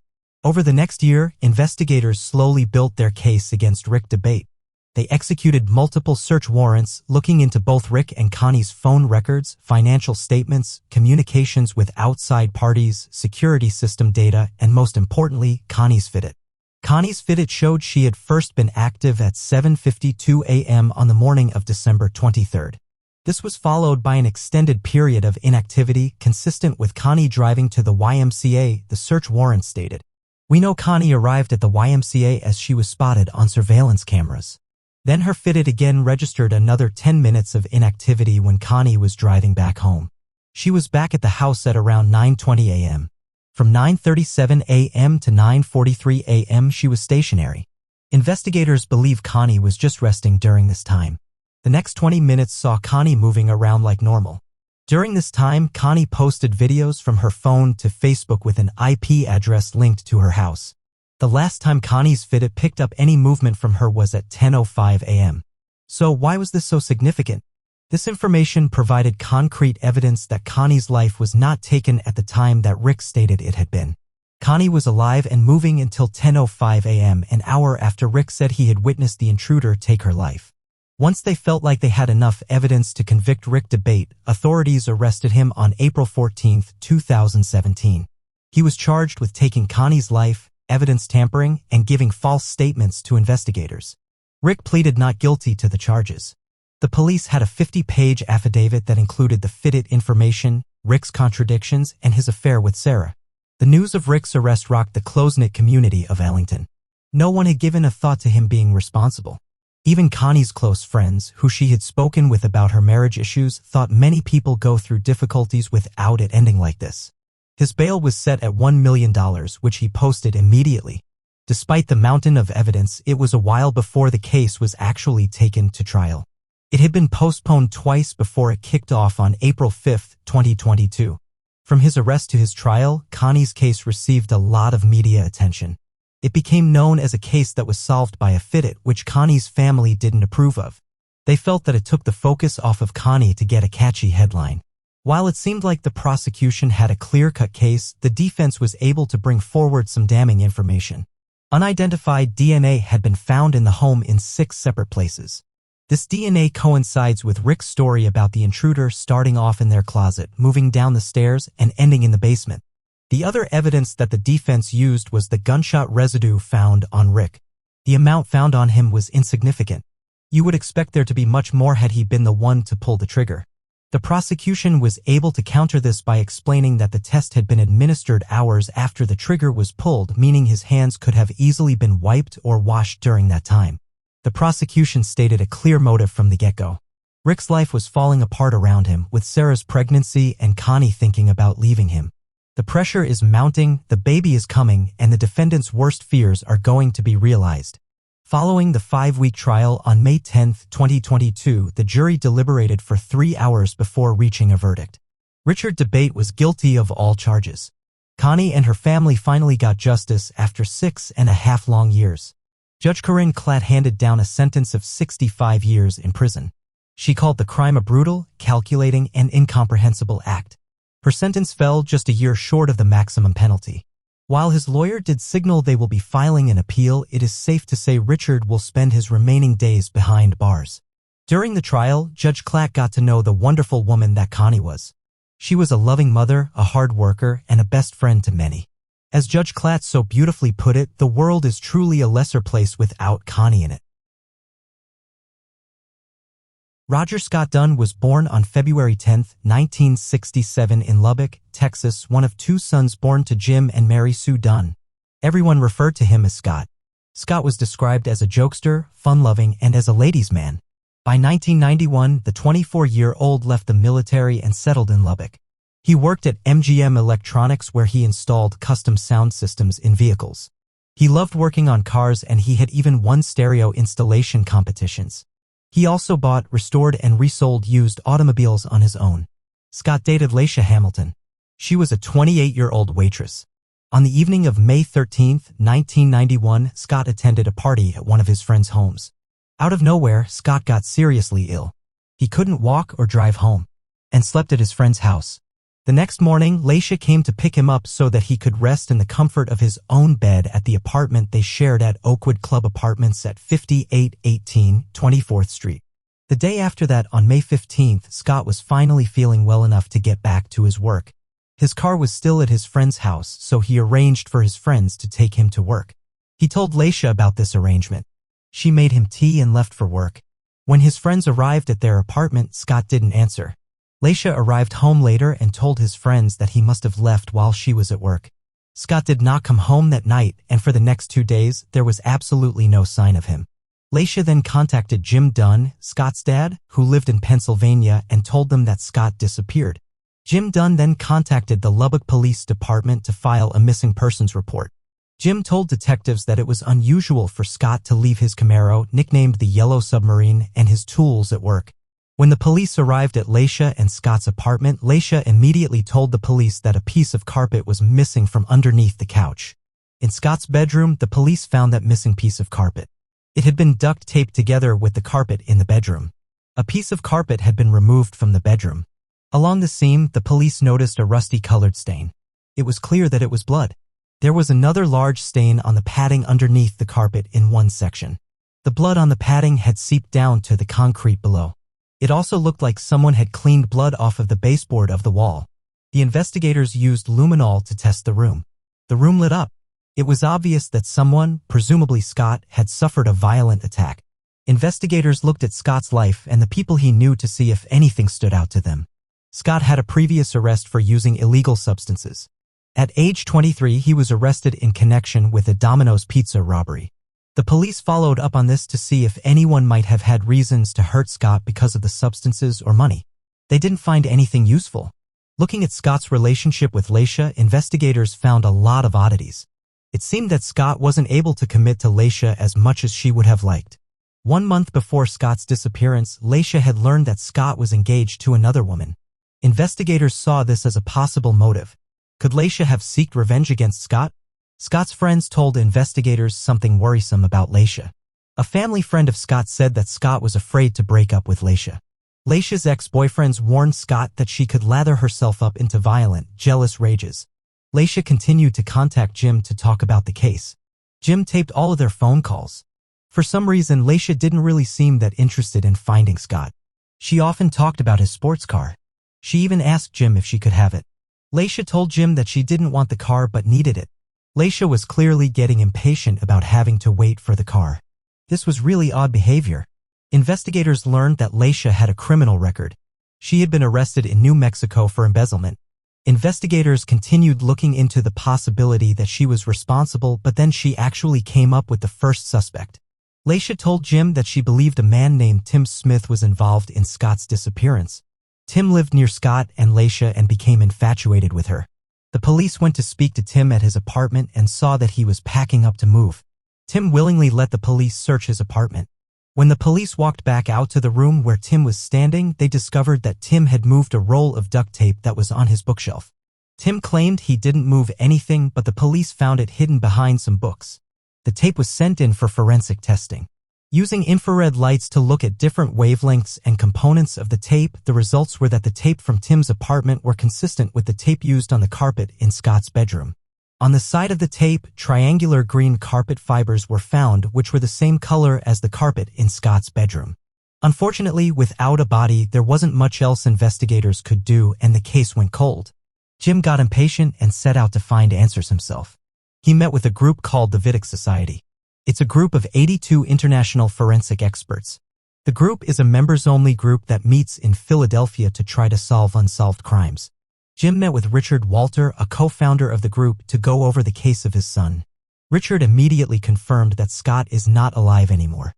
Furthermore, he was convinced that Laisha held the answers. Richard sent the information to Dr. Richard Shepherd of New Scotland Yard. Dr. Shepherd concluded that Scott's life was taken in his bedroom and had been struck multiple times with a blunt object. He conducted multiple tests and confirmed that with the amount of blood that was lost, no one could have survived. Richard Walter begged the district attorney to take this case to trial. Richard said that they didn't have a body but had a body part, the blood's connective tissue. Richard Walter noticed that there were unidentified hairs in the duct tape found in Scott's bedroom. It was sent in for testing and was determined to be hair from both Tim Smith and Laisha Hamilton. Smith and Hamilton were finally arrested 3 years after Scott disappeared in 1994. It is believed that Scott's life was taken in the early morning hours of May 16, 1991, while he was asleep. Scott was struck 4 times with a blunt object. Hamilton and Smith tried to clean up the scene, but obviously left behind too much evidence. It is believed that Laisha wanted revenge after finding out that Scott had been seeing other women and was engaged. Smith probably helped Hamilton because she manipulated him and he was obsessed with her. They were tried separately and both convicted. Laisha Hamilton was sentenced to 20 years in prison, and Smith was sentenced to 10 years of probation. The jury believed that Smith was involved in helping Hamilton clean up and get rid of evidence, but weren't convinced that he was in the room when the crime took place. It's not clear why Laisha got such a short sentence, in Texas no less, but she had to serve it in full after losing multiple bids for parole. Laisha dropped out of sight once she got out of prison. Frustratingly, neither Hamilton nor Smith wanted to tell police where they put Scott's body. There was much relief in 2012 when Lubbock Victims Assistance Services got word to Jim Dunn that a work crew had uncovered skeletal remains in a sewage system near Scott's apartment complex. Dental records confirmed they came from Scott.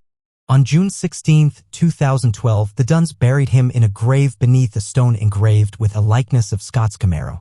Jim was quoted as saying, "I tell everyone that Scott came home for Father's Day."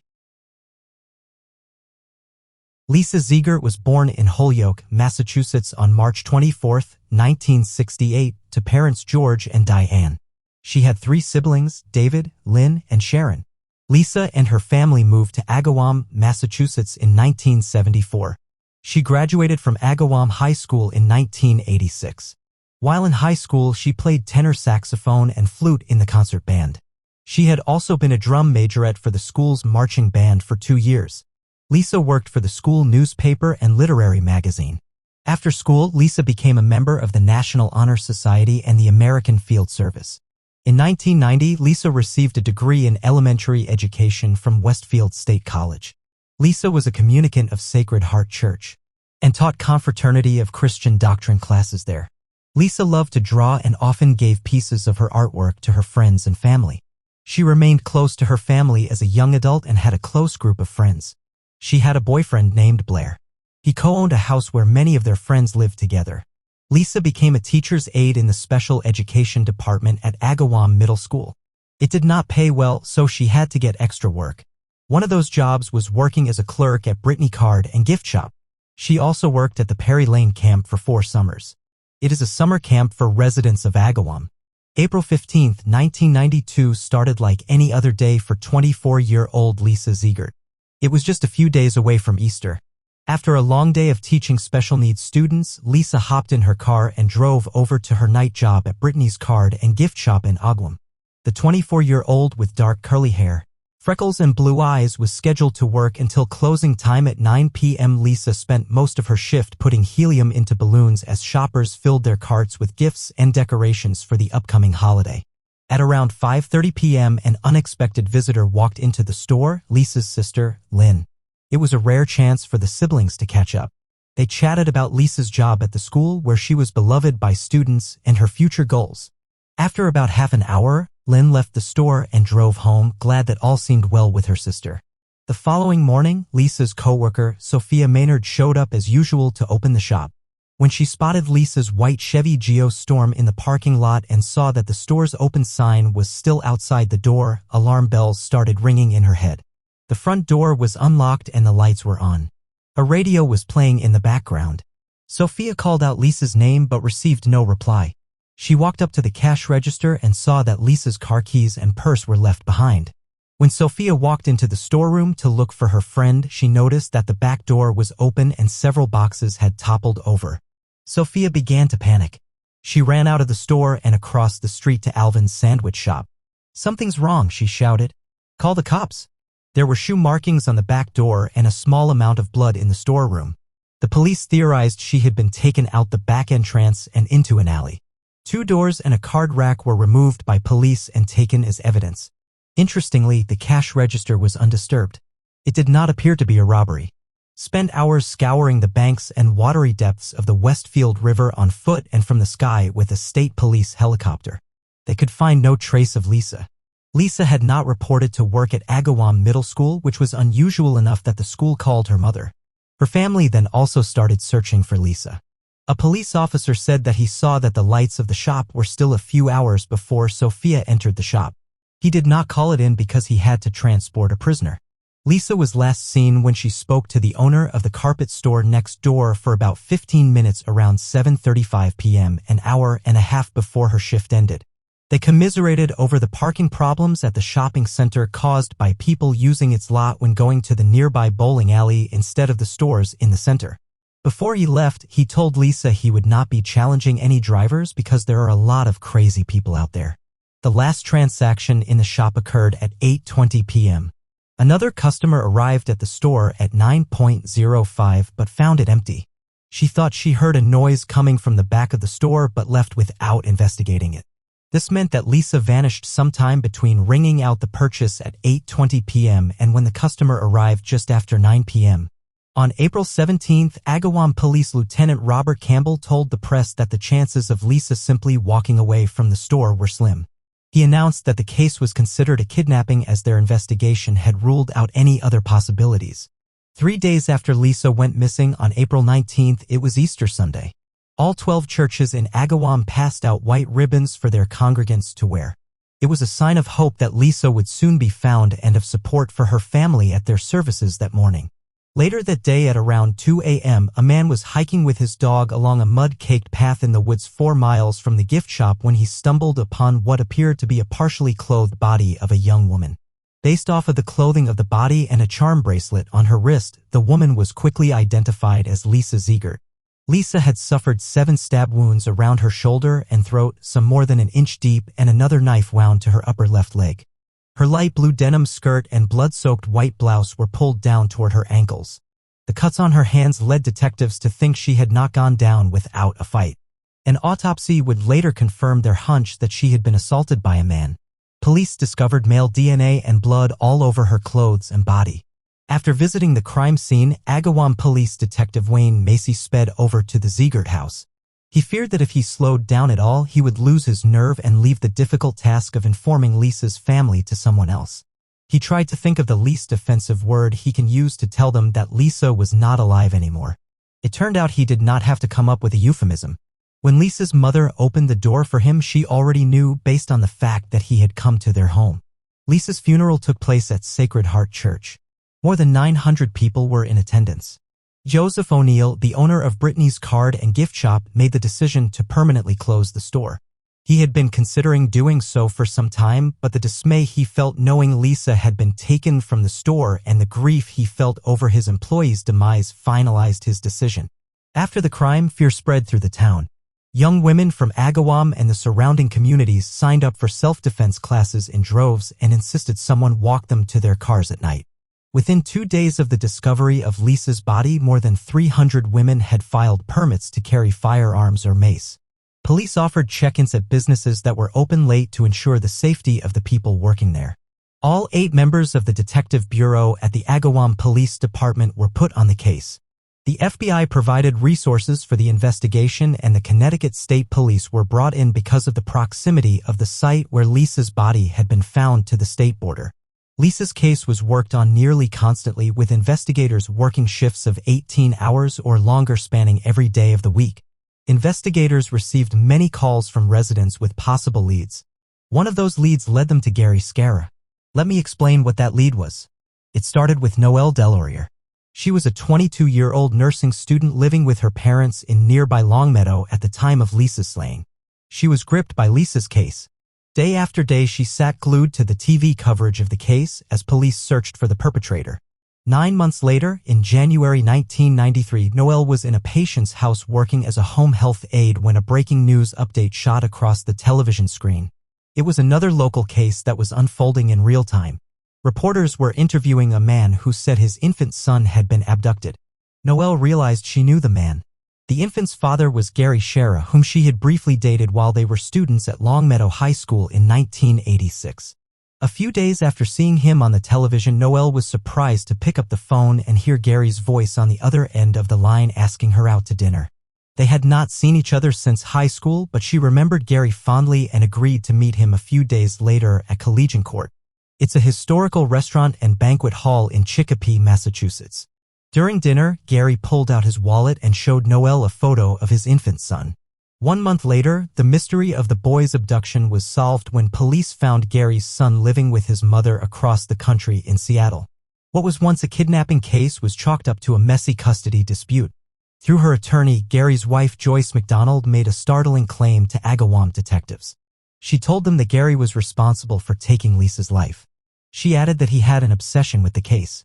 Agawam police had never heard of Gary Scarra before. He had no criminal record and there was not any evidence linking him to the crime.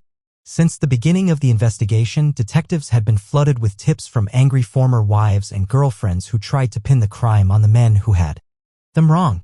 Detectives quickly placed Joyce's allegations against her ex into that category and dismissed the tip.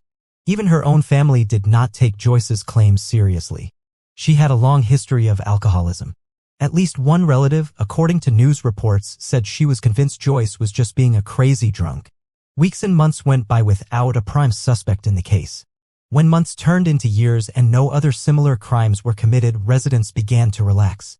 All but forgetting it seemed that the perpetrator was still on the loose. Mark Fowle worked the case from the beginning, starting in 1993 as an Agawam police officer with a 4 p.m. to midnight shift, during which he fielded phone calls and read the volumes of information about Lisa's slaying. In 2001, Mark had been recently promoted to detective sergeant and took the reins of Lisa's case. He was determined to revive it after the original lead investigator retired. Mark scanned through everything in the files. As a result of Joyce McDonald's claim, Mark asked to interview her former husband, Gary. Gary had declined an earlier request to sit for an interview, but this time he agreed. When Gary showed up at the Agawam police station a few months later in 2002, he was polite and cordial. After Mark asked him to submit a DNA sample to clear his name, things turned sideways. Gary refused to give a sample, saying he was scared of being secretly cloned. In the meantime, Lisa's family kept pressuring the police for answers. Her mother, Dee Ziegert, appeared on an episode of Unsolved Mysteries. It led to a lot of new leads, but none of them were fruitful. Lisa's mother also organized charity golf tournaments to raise money for college scholarships and took part in candlelight vigils in her daughter's memory. "We want people to know that we will not forget, we will not give up," she told a reporter. "Someone knows something, and we hope that they will have the courage to come forward." By March 2015, Noelle Delary found herself alone and struggling through a messy divorce. Heartbroken, she isolated herself for several months until her friend invited her to another high school reunion dinner. Gary Shara was there at the reunion. There Noelle and Gary talked all night and soon after started dating. Noelle believed she had finally met Mr. Right. Gary had a steady job as a shuttle driver for Enterprise Rentals at nearby Bradley International Airport in Connecticut. He loved animals and was especially good with children. Noelle thought he might be overcompensating because he had no contact with his own son who was living with relatives in Seattle. An orphan like the fictional Bruce Wayne, Gary had a deep affinity for Batman movies. He had a collection of Batman t-shirts. Gary's adoptive parents had taken custody of him as a small child after he had bounced from foster home to foster home in California. The family eventually moved to Western Massachusetts for Gary's high school years. Soon after they started dating, Noelle began to notice odd behavior from Gary. It seemed as if he suffered from anxiety around crowds. When they went to the Boston Marathon, he refused to walk through the police checkpoint and he was white with fear. As time went on, Noelle began to wonder whether perhaps it wasn't the crowds he was trying to avoid, but police. One day, Noelle recruited Gary to chauffeur her wheelchair-bound patient to the girls' senior prom at a local country club. After the dance, the teen struggled with a disability ramp and nearly fell out of her chair. Gary rushed to the girl's aid and saved her from landing onto the concrete sidewalk. The patient was okay, but protocol required Noelle to call 911. When police arrived, Gary was nowhere to be found. Noelle later learned he had hidden behind the transportation van while the officers interviewed her about the incident.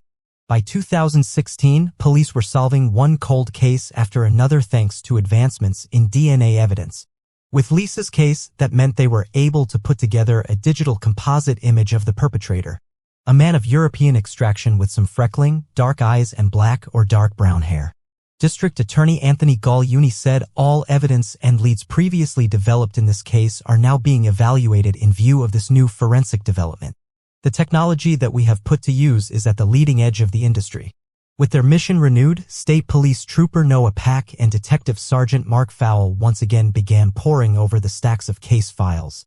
They focused on 11 suspects who matched the new digital composite and had refused to provide a DNA sample when questioned. After taking the case to a grand jury, Anthony Galliuni received a court order granting him permission to force any unwilling suspect to provide a DNA sample, including Gary Skira. On Wednesday, September 13, 2017, Noah Pack visited Gary's residence in West Springfield, Massachusetts. He lived with a roommate in a two-bedroom apartment on the first floor of a large two-family home. At the front door, Noah told the roommate he was there to see Gary. The man told Noah that Gary was not home but said he would relay the message. Later that day, Gary called Noelle and asked if he could stay at her place for the night. Noelle found the request a bit odd. Gary never spent the night at her home during the week while he was working. But he told her that the traffic around his street was intense because of the hordes of visitors flocking to the gates of the Big E Fair nearby, and he was worried about being late to work the next morning.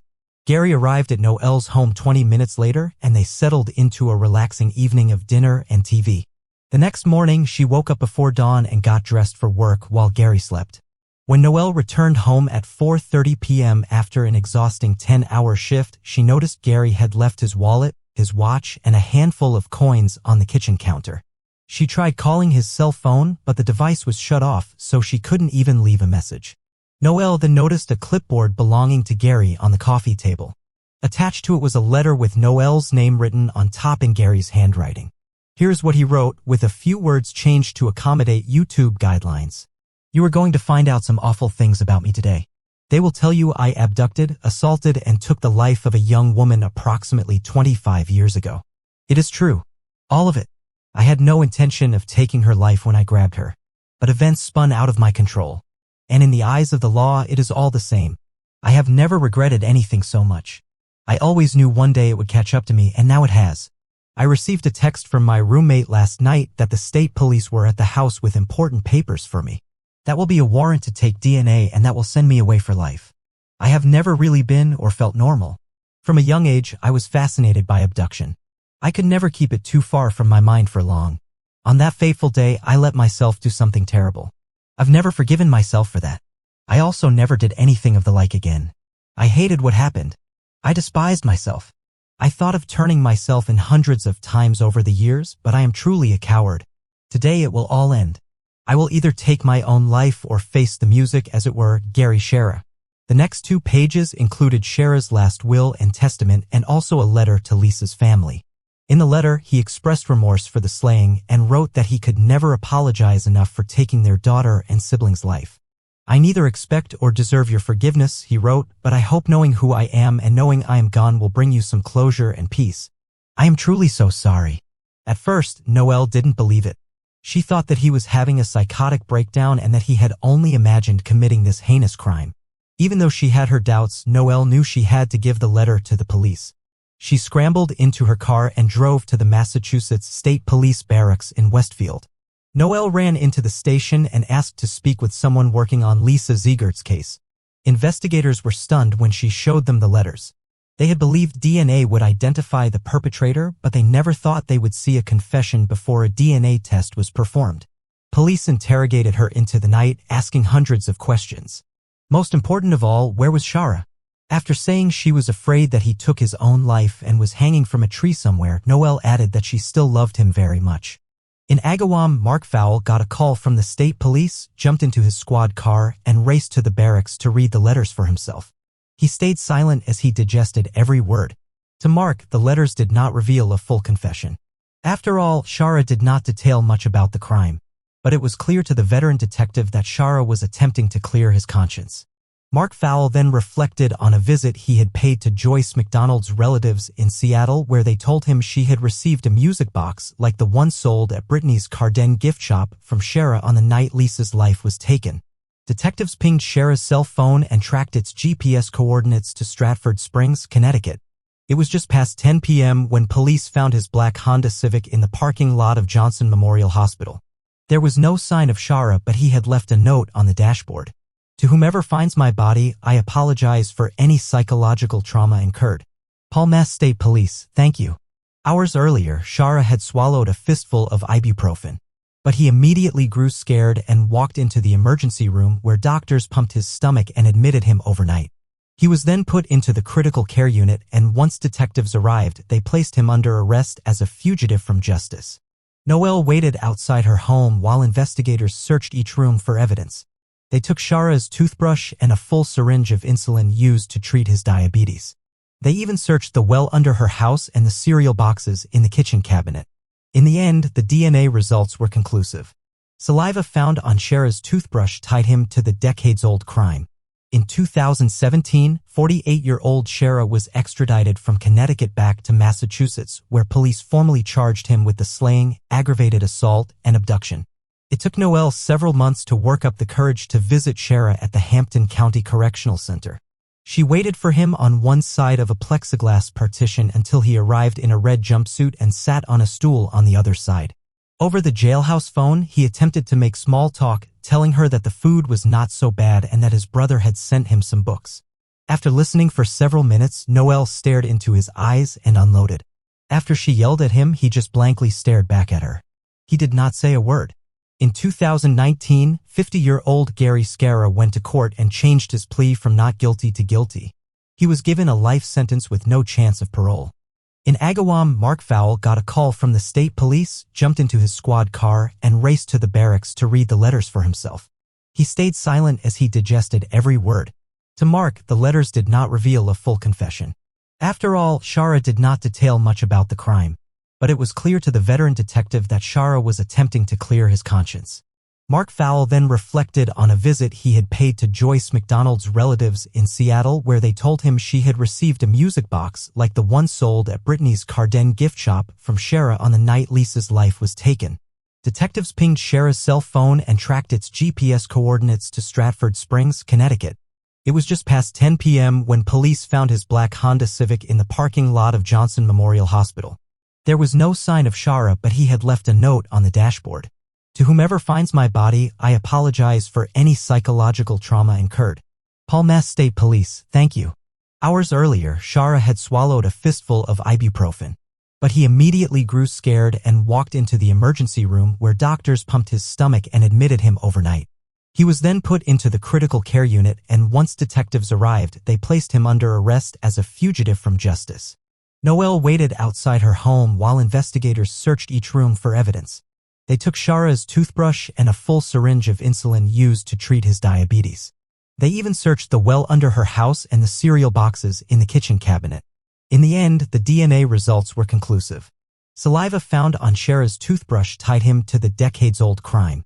In 2017, 48-year-old Shara was extradited from Connecticut back to Massachusetts, where police formally charged him with the slaying, aggravated assault, and abduction. It took Noelle several months to work up the courage to visit Shara at the Hampton County Correctional Center. She waited for him on one side of a plexiglass partition until he arrived in a red jumpsuit and sat on a stool on the other side. Over the jailhouse phone, he attempted to make small talk, telling her that the food was not so bad and that his brother had sent him some books. After listening for several minutes, Noelle stared into his eyes and unloaded. After she yelled at him, he just blankly stared back at her. He did not say a word. In 2019, 50-year-old Gary Scarra went to court and changed his plea from not guilty to guilty. He was given a life sentence with no chance of parole.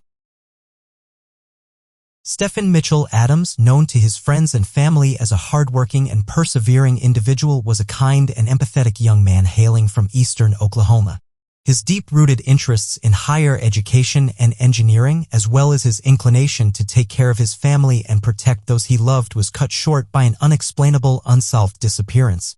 In the hilly woodlands of Toluca, Oklahoma on December 13, 2004, leaving all who knew him across Cherokee Nation and the entire county at large, grasping for answers in a sea of evidence that drowned us all in doubt.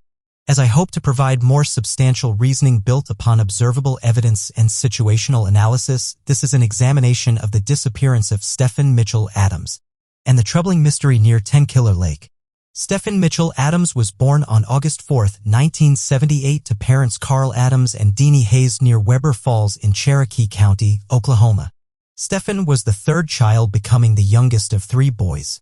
His older brothers, Bradley and Chris, welcomed a younger brother with open arms and quickly fostered a healthy bond with the family's newest member. From birth, Deanie always spoke about Stephen's sweet brown eyes and his delicate love for everything and everyone he encountered. He was fascinated by people and displayed little shyness, smiling at strangers and rarely crying out. This bled into his childhood and adolescence when Stephen continued to live as a well-mannered boy, obedient yet still his fun-loving, whimsical self. He knew how to make the people around him laugh. A natural class clown guaranteed to boost his classmates' spirits. His mother described him as a character never afraid to back down from a bit of weirdness to mellow out tense situations or simply just to make others feel at ease. People regularly told Stephen he would one day make a wonderful father as well as just being a faithful friend. When Stephen and his brothers were still in grade school, the family did hit a bit of a rough patch after Carl and Deanie Adams got divorced and the family split up. Despite this fracture, however, the Adams clan remained tight-knit, strengthening their bonds even amidst the hardships. Stephen and his brothers continued to perform well in school, not letting the distractions of life take them down nefarious paths. As he neared the end of high school and the beginning of adulthood, Stephen realized he could continue his academic excellence and attend college, an opportunity not necessarily readily available to all of his classmates in Cherokee County. He researched as much as he could the programs that interested him and prepared tenfold for a post-graduation career in engineering, eyeing job opportunities in management sectors. He ultimately chose Haskell Indian Nations University in Kansas to pursue his passion. Prior to completing his degree, though, Stefan's life would take a drastic twist in his late teenage years, delaying his move to university. You see, Stefan met fellow Tahlequah resident Alicia Renee Sizemore, and the two quickly entered a relationship. Before long, Alicia discovered she was expecting a baby girl, and the couple married. They moved in with each other as Stefan worked a few jobs here and there, but nothing that set him on his career path. Eventually, their infant daughter was born, who they named Cheyenne, and Stefan and Alicia became full-time parents. Unfortunately, however, the stresses of parenthood at such a young age saw the once happy couple's relationship crumble behind closed doors. Stefan and Alicia would get into frequent arguments and soon recognized their marriage was untenable with a baby girl to attend to. The couple divorced at the turn of the millennium. However, Stefan's troubles were far from over. After the divorce and on two separate occasions, Stefan was falsely accused of child molestation by Alicia and her family. Both incidents led to Stefan being found not guilty and the charges were dismissed, but Stefan was still plagued by disagreements with his ex-wife.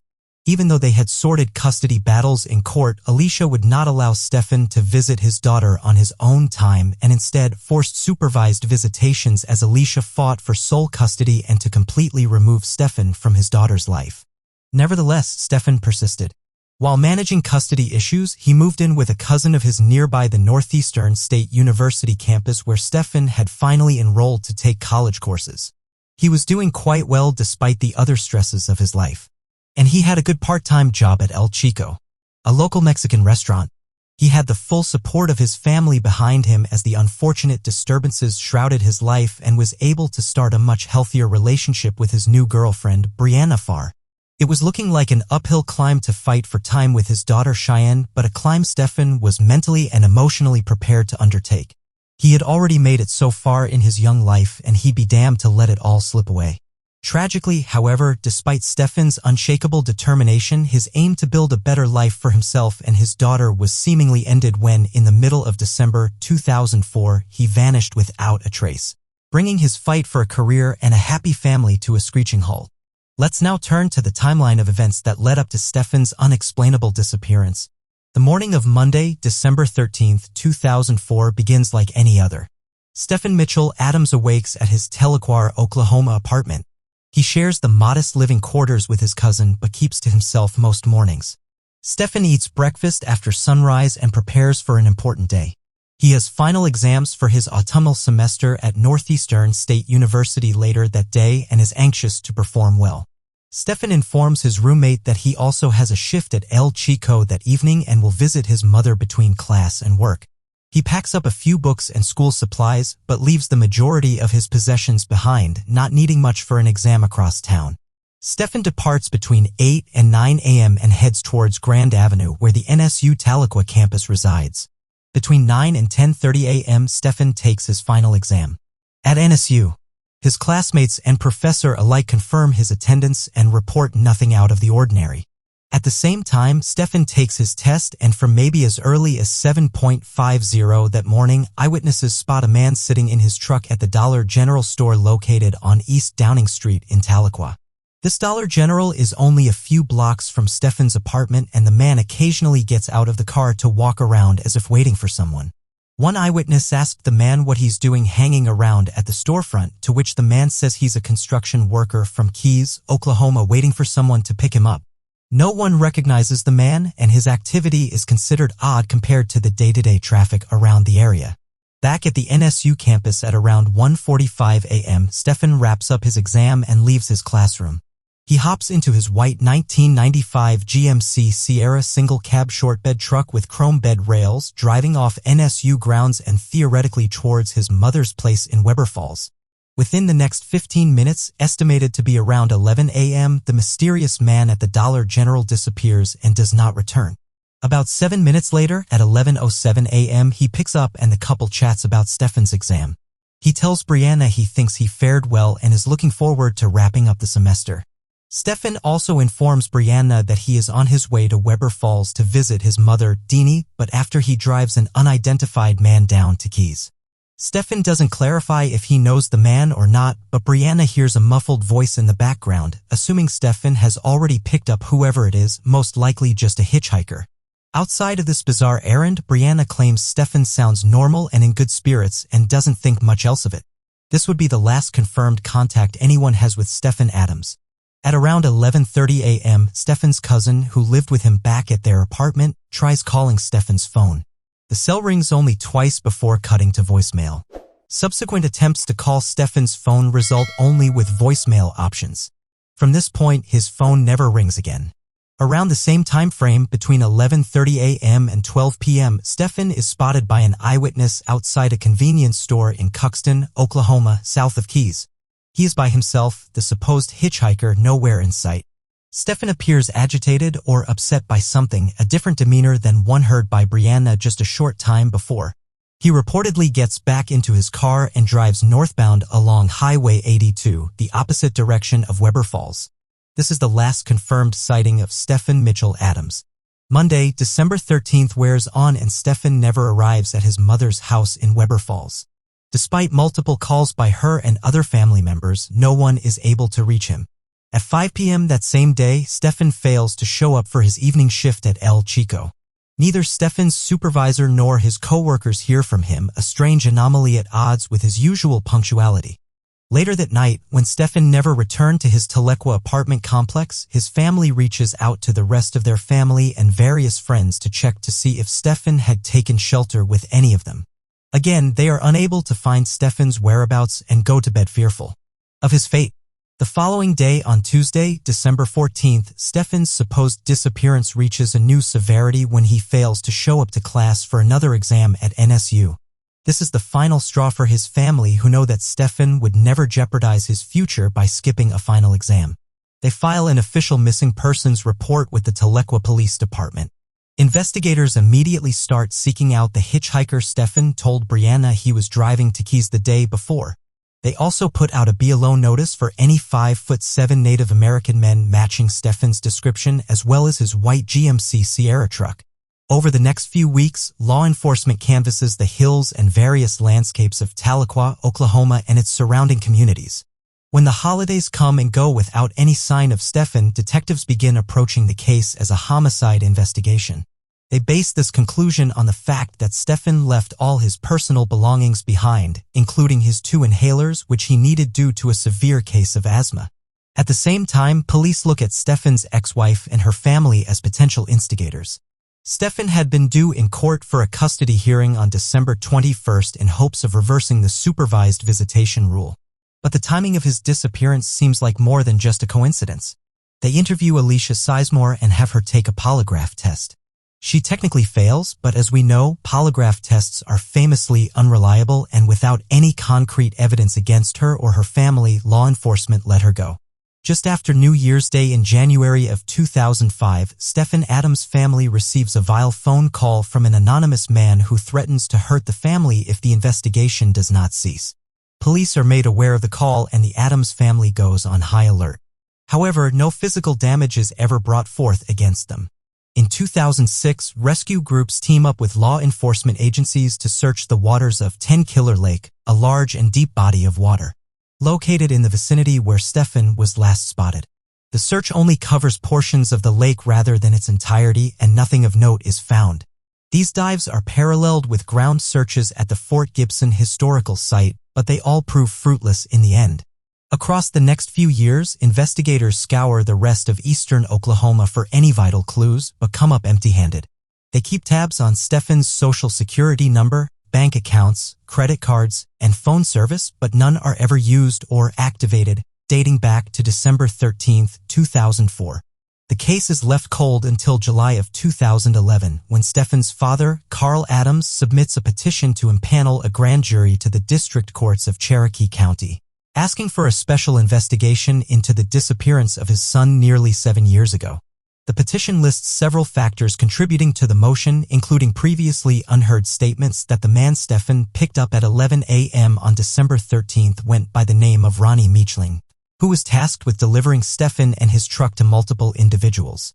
The petition claims that Meachling also wrote threatening letters from jail to Brianna Farr, Stefan's girlfriend at the time, demanding she keep her mouth shut about her missing boyfriend.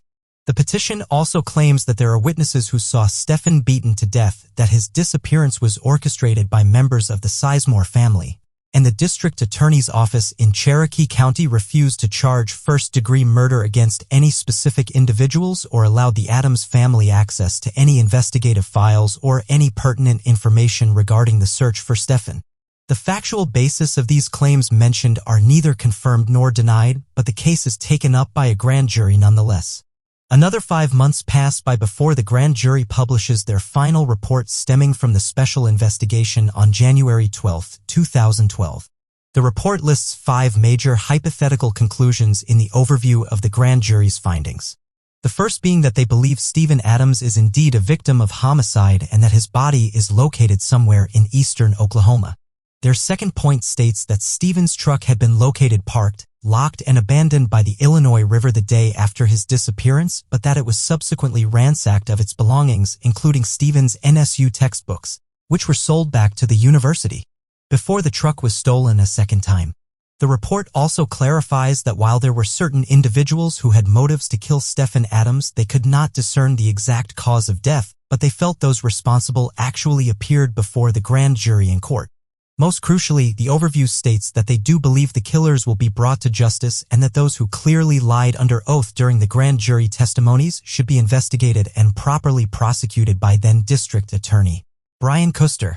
The grand jury concludes their report with optimism that their investigation and later findings will help aid the search for Stephen's body and bring his killers to justice. Over 9 years later, however, and neither revelation has happened. The case is still open, but there are no updates, no clues, and no promising leads as of the present day. Whilst discussing the timeline of Stephen Adams' disappearance, we mentioned a man spotted in the parking lot of a Dollar General store the morning of the ordeal. As random as it may have seemed, the dollar store situation may be connected to the case in more ways than one. In fact, investigators have pleaded with the public to keep an eye out for the man who was seen there, who authorities aren't calling a suspect, but a person of interest. They believe he may have vital information to either the location of Stephen's body or could at least provide a better idea of what happened to him that chilly winter's day. The dollar store man is our major case point, seemingly at the center of this mystery. When the unidentified man was first sought out by law enforcement, a sketch was released along with a detailed description built from multiple testimonies of people who shopped at the Dollar General that morning. He was described as a Caucasian male, in his 40s or 50s, standing at around 5 foot 11 inches and weighing approximately 190 pounds. He was thought to have had either brown or salt and pepper-colored hair obscured beneath a dark green stocking cap or beanie. Some people also mentioned that the man had a beard and a mustache of about 4 to 5 days' worth of facial hair growth. However, this wasn't a unanimous testimony. Along with the green cap, the man also wore dark blue or black faded jeans, a tan-colored car hat jacket over a flannel shirt, and wore eyeglasses. His vehicle was estimated to be a black or other dark-colored 2000 Ford Ranger pickup truck fashioned with a silver toolbox in the bed. He never gave his name, only his destination and a basic reason as to why he was hanging around for such a long time. There are a few reasons why this is pertinent to Stephen's case. The first is the general strangeness of the predicament. Locals were quick to pinpoint the bizarre nature of the man's situation. There aren't a lot of middle-aged men sitting in parking lots of dollar stores waiting for rides to cities just a few miles away, especially before 8 in the morning in Tahlequah, Oklahoma. The second is the location of the man. The Dollar General in question is found right next to Stephen's apartment complex in the 400 block of East Downing Street, less than a minute's walk away. Not only that, but police reports from the morning also detail another sighting of a, quote, suspicious man snooping around Stephen's apartment the morning he went missing. It was never confirmed that the Dollar General man was also the man at the apartment complex. But the fact that the area had 2 strange interactions with an unidentified male at the same time make it truly baffling. The third reason this connects to Stephen's case is the timing of it all. Along with the parallel suspicious sightings, the Dollar General man timed his stakeout at the store to coincide with Stephen's departure from his home and his time spent at NSU campus. The Dollar General man also left the shop at the exact same time Stephen left class and right before Stephen theoretically picked up the hitchhiker, later reported to be Ronnie Meachling. It was never clarified if Ronnie Meachling was the Dollar General man, but considering the police are still looking for the man in the sketch, it is safe to assume they are 2 different people. So could this all just be a coincidence? Of course, there is nothing criminal about waiting in a parking lot for someone to give you a lift. However, when you start to list all the coincidences, it becomes too much to ignore. The Dollar General man was near Stefan's apartment on the morning of the murder. He went missing and never returned. He also told people he was heading to Keys, Oklahoma, the exact location where Ronnie Meachling or whoever the hitchhiker was told Stefan they were going. Is it possible the Dollar General man was working in tandem with others in an abduction operation? At the very least, it cannot be ruled out. He could have been watching Stefan the morning of the 13th and waited for him to leave for his exams.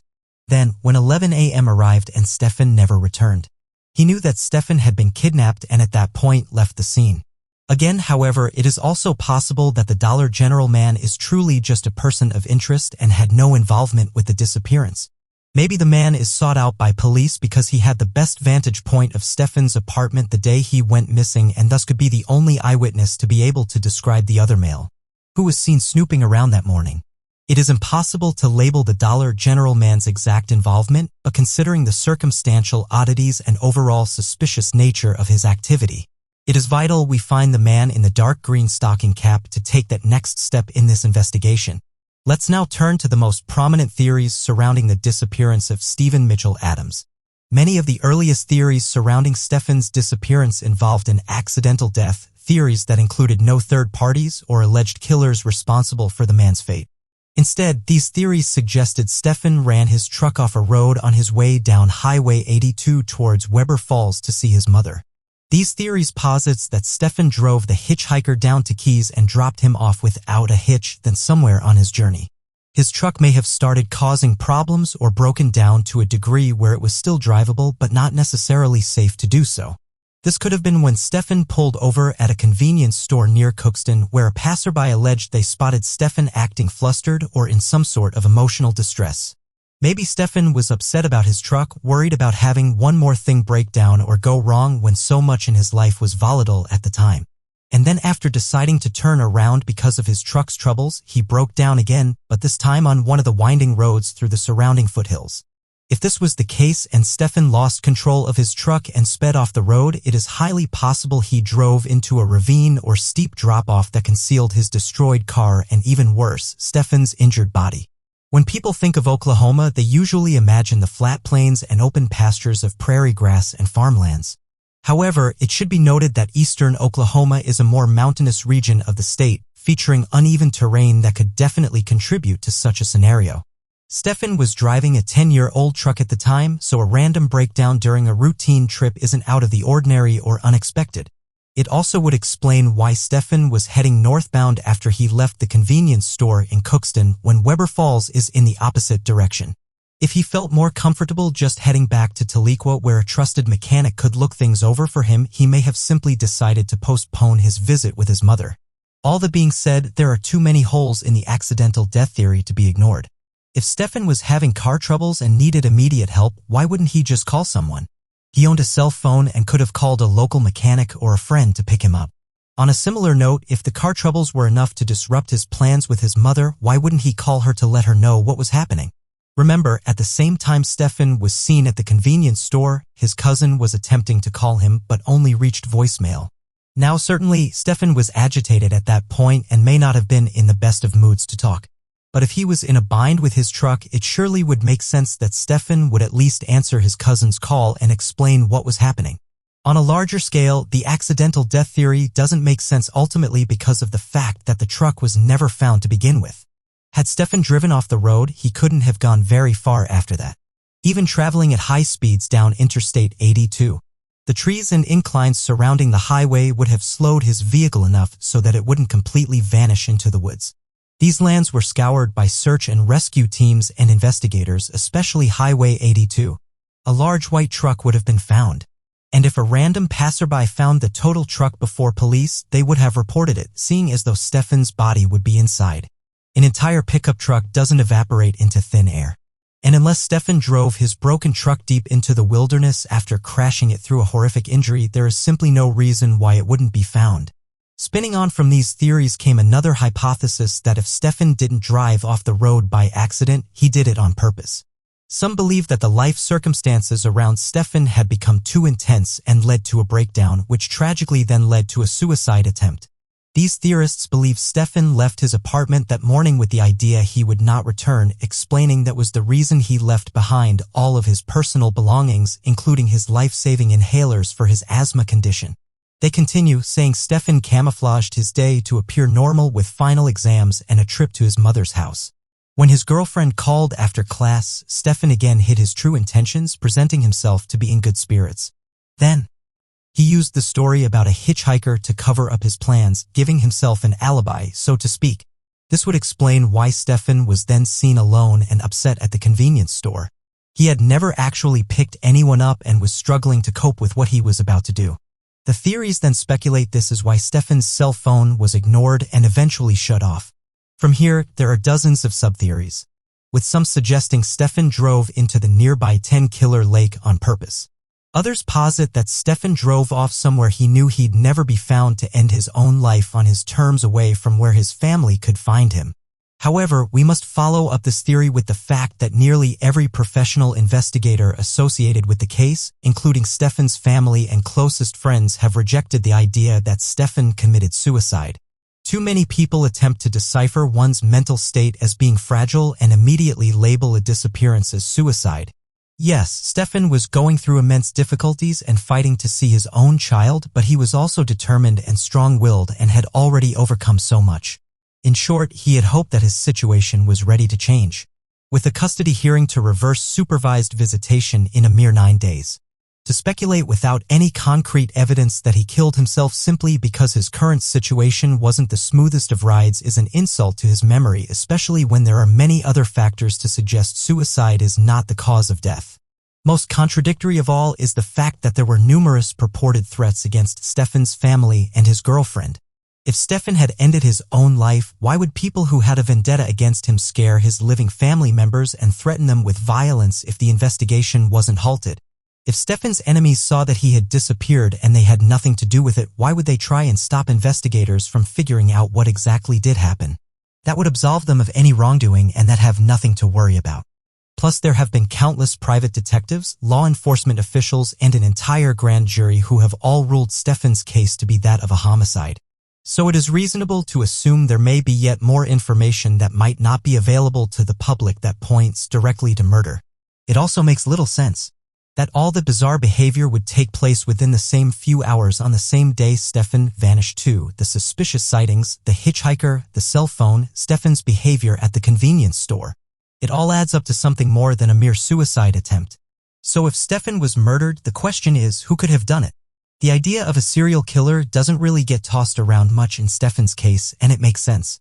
There were 0 known or unidentified serial murderers in the Tahlequah, Oklahoma area in the early 2000s, or really the surrounding areas for much of that time frame and location. Our research did show there were a couple of criminals and small-scale killers around eastern Oklahoma in December of 2004. But almost all of them involved specific motives or victims not of Stefan's demographic or were obvious instances of the killer knowing their victim and not just a random murder as is too often seen in serial homicides. In fact, it's that exact type of crime, a killer killing because of a personal relationship with the victim, that fits Stefan's case file best. As previously mentioned, Stefan did have a group of people who did not want him alive. And theorists believe it was this collection of characters who conspired to and ultimately did kidnap him. Remember, Stefan's ex-wife Alicia accused him not just once but twice of child molestation against their young daughter, Cheyenne. Both times the accusations were dismissed in court and Stefan was found not guilty. But that didn't stop the rest of Alicia's family from taking out their anger on Stefan himself. Deanie Hayes, Stefan's mother, told police after his disappearance that at some point between Stefan going missing and the court cases, Alicia's father threatened to kill him personally. Stefan never appeared too distraught or intimidated by the threats and never instigated any violence against the Sizemore family to protect his future with his daughter. Yet that didn't stop them from verbally abusing Stefan or stop Alicia from going out of her way to stop Cheyenne seeing her father. So beyond a clear motivation, what else could point to the Sizemores being responsible? Well, theorists are quick to point out that the last sighting of Stefan at the convenience store in Cookson was actually reported by a semi-distant relative of Alicia's. The woman who told authorities about Stefan's agitated demeanor and northbound departure in the wrong direction was Alicia's mother's brother's sister-in-law, or in simpler terms, the sister of Alicia's aunt-in-law. Now it's easy to understand how this might sound convoluted and somewhat irrelevant. Small towns across America are known for large interconnected families, where scratch anyone and their kin to anyone else. Yet it has led some to wonder if this eyewitness was a part of the Sizemore family that held disdain for Stefan. Could they have made up the sighting to throw off police? Maybe this person did see Stefan at a convenience store but lied about him being alone to give the hitchhiker or Ronnie Meachling an alibi, or at least absolve them of any wrongdoing. Or maybe this eyewitness lied about the direction in which Stefan drove so that detectives would look in the wrong places for his body or his truck and at least slow down the investigation. However, it is still entirely plausible that even if the witness was giving a false statement to aid her extended family, parts of the sighting remain true. The part which makes the most sense is Stefan's odd behavior. His obvious discomfort and agitation for telling what was about to happen, whether he knew outright what it was or not. Again, it must be stated that just because this eyewitness had a relation to Alicia and her family does not mean she was lying or covering up a murder. That is an extremely heavy accusation to make with pretty much no evidence other than a rough, distant relation to someone we know wanted Stefan out of the picture. Also, if the Sizemores included a relative so far down the family tree in their scheme, that would most likely mean there were plenty of others in the family who knew of their dastardly plot too. Maybe the eyewitness was closer to Alicia than just being her mother's brother's sister-in-law, but there is still an enormous amount of doubt surrounding her potential role in a murder conspiracy. Could she be one of the people who lied under oath during the grand jury inquiry in 2011? That too is a distinct possibility. Aside from the convenience store witness, the other suspects in the investigation aren't as clear-cut as to what they mean regarding Stefan's fate. It's still unknown whether or not the Dollar General man was ever located. And if so, what detectives learned about his time spent in Tahlequah on December 13th. It's also still unknown how Ronnie Meachling, the supposed hitchhiker, fits into the investigation. The man wasn't identified until Carl Adams, Stefan's father, listed his name in the petition for the grand jury in 2011 and claimed that Ronnie told people his role in the disappearance was to hitch a ride with Stefan and then, quote, deliver him and his truck to another group of individuals. Who these people were has also never been clarified. Brianna Farr told police she received a letter from Ronnie from jail, though, advising her to back off from the case, but it also hasn't been made public why Ronnie was in jail in the first place. Was it for his connection to Stefan's disappearance or a completely separate issue? We have searched for Ronnie tirelessly across the internet and databases, but found zero matches. Could it be his name was misspelled in a court report? Could it be that Ronnie Meachling is an alias for someone else? And on that subject, is Ronnie Meachling also the Dollar General man? They never appear in the same vicinity together in the story, and the Dollar General man's movements align perfectly with Ronnie's entrance into the scenario. Again, these answers have not been provided by investigators. Maybe they think that by releasing Ronnie's full profile, it will hamper their investigation. But from our perspective, the official investigation has been stalled for 9 years now. And the haze surrounding Ronnie Meachling makes it very hard to get a full grasp on the case at large. Technical details aside, theorists who believe Stefan was kidnapped and murdered by someone associated with Alicia and her family tied it all together like this. Stefan was supposed to be kidnapped at an earlier date, like the grand jury reported, but those plans fell through and they were redirected for December 13, 2004. A man, either part of the Sizemore family or paid by them, later known as the Dollar General man, is recruited to spy on Stefan's apartment that morning. He arrives at the Dollar General at around 7:50 a.m. and begins to stake out the area, waiting for Stefan to leave. During his time spent in the parking lot, he also wanders over to the apartment complex himself and snoops around, making him the man who was later reported to have been spotted near Stefan's home that morning. Then, when Stefan left for class, the Dollar General man stayed put, making sure Stefan did not return home earlier than expected.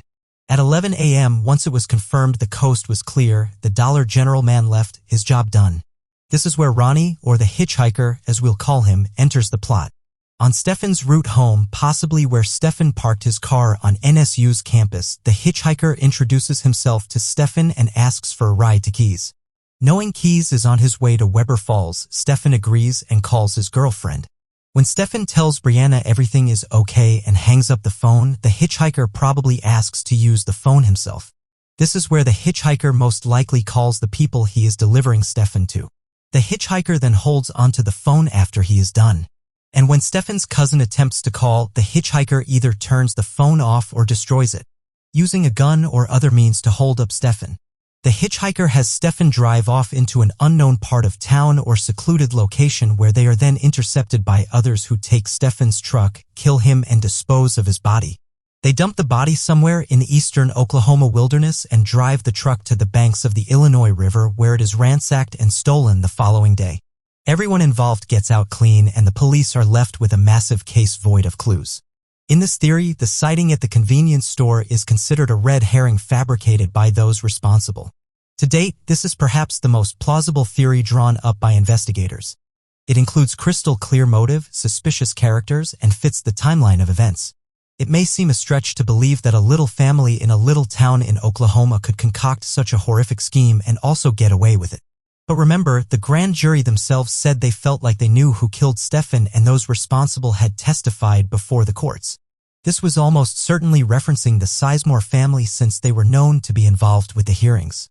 At this point, it comes down to physical evidence being procured by cold case detectives and/or combined with an admission by a member of the family or guilty party.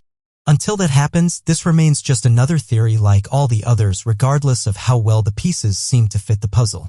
Before we divulge our hypothesis of Stephen Mitchell Adams' unsolved disappearance, we want to make known that our conclusions presented in Cold Case Detective are purely logical speculation based on evidence, circumstance, and factual subtext.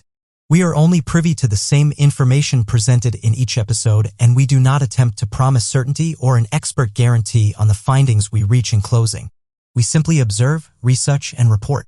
In Stefan's case, we find it relatively obvious how Stefan disappeared via kidnapping and then most likely murder.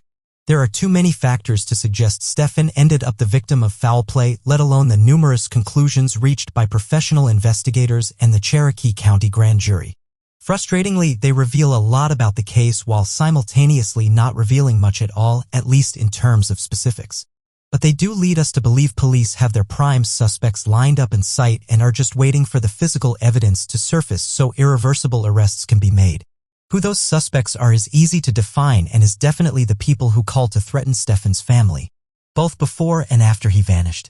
Sometimes it is all too easy to get lost in cold cases and try and link victims with far-fetched narratives about random killings. But when there is a clear-cut motivating factor behind people connected with Stefan, it is logical to assume they are the guilty party. Of course, they are innocent until proven guilty, but in terms of building a hypothesis, the people who literally called for Stefan to die prior to him going missing are most likely the ones who did it. So if they did, how was it done? The final theory we mentioned in the previous segment sums it up best, as we believe the Dollar General man was staking out Stefan's apartment and complicit in the crime whether or not he was the actual killer. We believe Stefan did indeed pick someone up after finishing his exam. And even if the man's name wasn't Ronnie Meachling, or if Ronnie Meachling doesn't actually exist, we believe they held Stefan at gunpoint and directed him towards his fate. Then after the murder, they disposed of his body in a place no one will ever find and dumped the white GMC pickup truck near the Illinois River, per the grand jury's findings. We wish investigators would continue looking for the people who looted the truck and resold Stefan's textbooks back to Northeastern State University because they too could hold vital information regarding evidence left behind. The killer could have left DNA and fingerprints in the truck. And while those have most likely been lost to time over the last 16 years, there is always a chance, and chances are worth clinging to in times of desperation. Thus, we ask that anyone with any sliver of information related to Stefan's disappearance, his truck's disappearance, or the situation at large to please call the Oklahoma State Bureau of Investigation at 800-522-8017. We also want to take a quick moment and acknowledge the complicated issue regarding the accusations of child molestation against Stefan. We do not want to minimize these types of accusations, but rather clarify we are simply reporting what was found by two separate courts in the matters. Each accusation was dismissed in court and heavily refuted by both Stefan and his family. Therefore, that is how we present the research. Tragically, and far too often, ideas that women lie or fabricate their stories about neglect, abuse, and rape are shared and believed. These are incredibly serious topics and are very real and never to be minimized. Also, just because someone's case is dismissed by a judge does not mean they didn't do something. And that is why every instance is unique and should be handled with care and respect, no matter how you feel about the accuser. However, in the end, cold-blooded murder is never justified. And Stephen Mitchell Adams did not deserve to leave Earth so soon and without a trace. He was a hard-working young man who fought tooth and nail to provide for his family. He was a free-spirited presence who loved to laugh and, more importantly, entice others to join him in the laughter. Stephen was well on his way to management within the engineering sector and would have made a wonderful leader among his peers. Needless to say, he had a bright future, a future cut to darkness far too soon. His family does not deserve to dwell in that darkness any longer. Therefore, it's up to us to rekindle the fire that will light the way towards his discovery, illuminating the mystery of Stephen Mitchell Adams and his final drive through the foothills of the Ozark Mountains. Immaculate Basil, nicknamed Mackie by friends and family, was a compassionate and empathetic woman from the Couche Reserve in British Columbia, Canada. Her unmistakable laugh and deeply woven care for children were cut short by an unexplainable, unsolved disappearance in June of 2013, leaving all who knew her across the village of Tash and the entirety of the Couche Reserve at large, grasping for answers in a sea of mysteries that drowned us all in doubt. In the hope of providing more substantial reasoning built upon observable evidence and situational analysis, this is an examination of Mackie Basil's disappearance in Tash, British Columbia, and the harrowing story of murder, mayhem, and missing Indigenous women in rural Canada. Immaculate Mary Basil was born on December 8, 1985 to parents Samuel Basil and Patricia Joseph in rural British Columbia, Canada. The day marked the Roman Catholic holiday, known as the Feast of the Immaculate Conception, a celebration of the Virgin Mary. Samuel figured there wasn't a more befitting name for his newborn baby girl than one signifying the holiday, and Immaculate received her namesake. It didn't take long for the nickname Mackie to originate, and the newest member of the Basil family was welcomed with a burgeoning identity. Mackie and her family were raised in Tash, British Columbia, a First Nations village located in the vast woodlands of rural Canada. The town belongs to the Tlazden Nation on the Couche Reserve, where a group of indigenous peoples called themselves Dakel, translated to people who travel upon water. It contained one road in and out of the village and hosted a population of just 400 people resting on the lake called Nakalban, also called Stewart Lake. Tash's close-knit community spent their summers foraging in the mountains and catching fish in the waterbed. Winters were brutally cold and heat sources were scarce, but the people who called it home didn't flinch and survived as best they could. Mackie grew up in a mostly stable home for the first few years of her life, watching as the family grew. She was the third of 8 siblings, with older brother Peter, older sister Ida, and younger sister Crystal, forming the clan of her early years. The siblings got along fantastically and were well on their way to enjoying wonderful youths under a stable roof. All of this changed, however, when Mackie was just 4 years old. Her father, Samuel, was caught in an adultery scandal and ended up leaving the Basil household to live with another woman. The incident crushed Mackie's mother, Patricia, who had covered up immense pain and struggles of her own for decades. Patricia had been a victim of a LeJac residential school during her youth, where her identity and culture as an Indigenous woman were stripped from her as she withstood abuse and neglect from her country. These traumas, combined with her ex-husband's infidelity, led to a severe bouts of alcoholism, and the family struggled to move forward.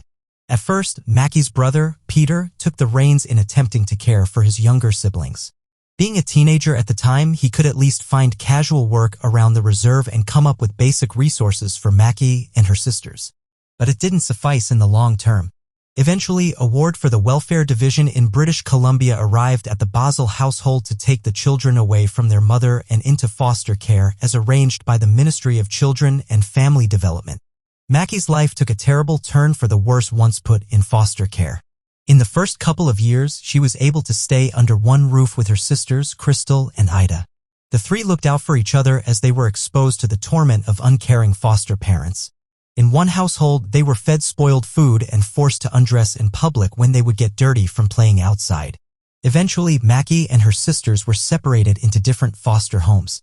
While it was a crushing blow to their overall well-being, the siblings remained in contact with each other. They still attended the same school and met up during lunchtime.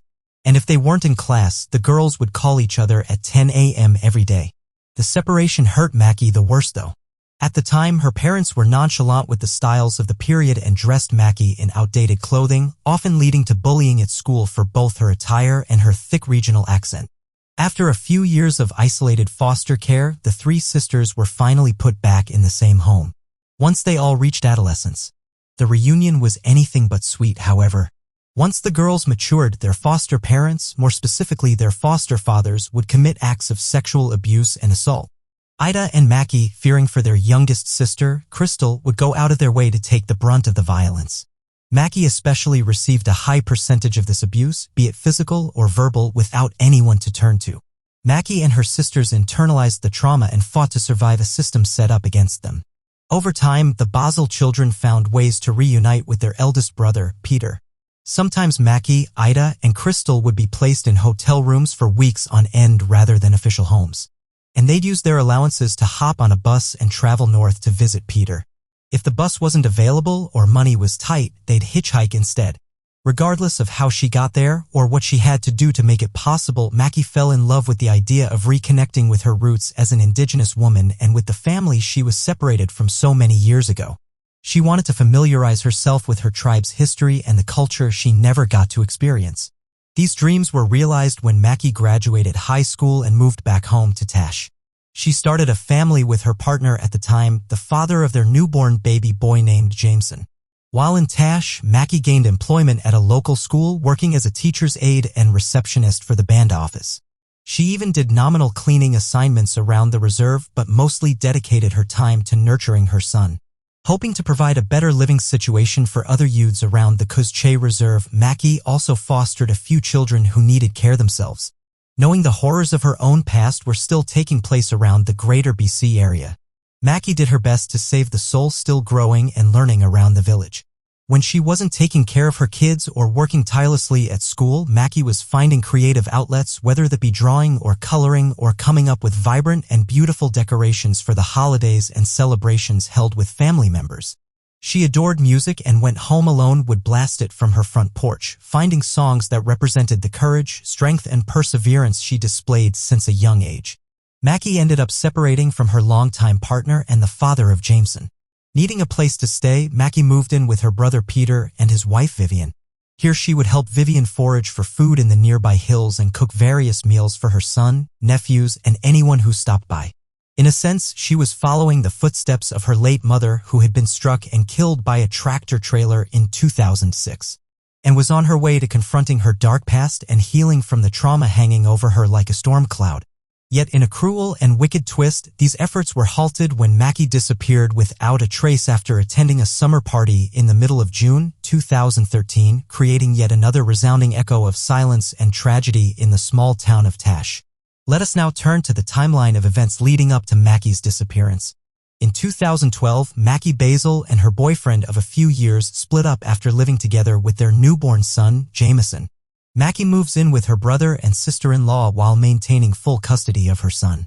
While she isn't at Peter's house full-time, it's where she spends a bulk of her free time, rarely going out and keeping to her introverted personality. Fast forward to June of 2013, about 1 week before Father's Day. Mackie asks Peter to take care of her baby on multiple occasions, promising to return.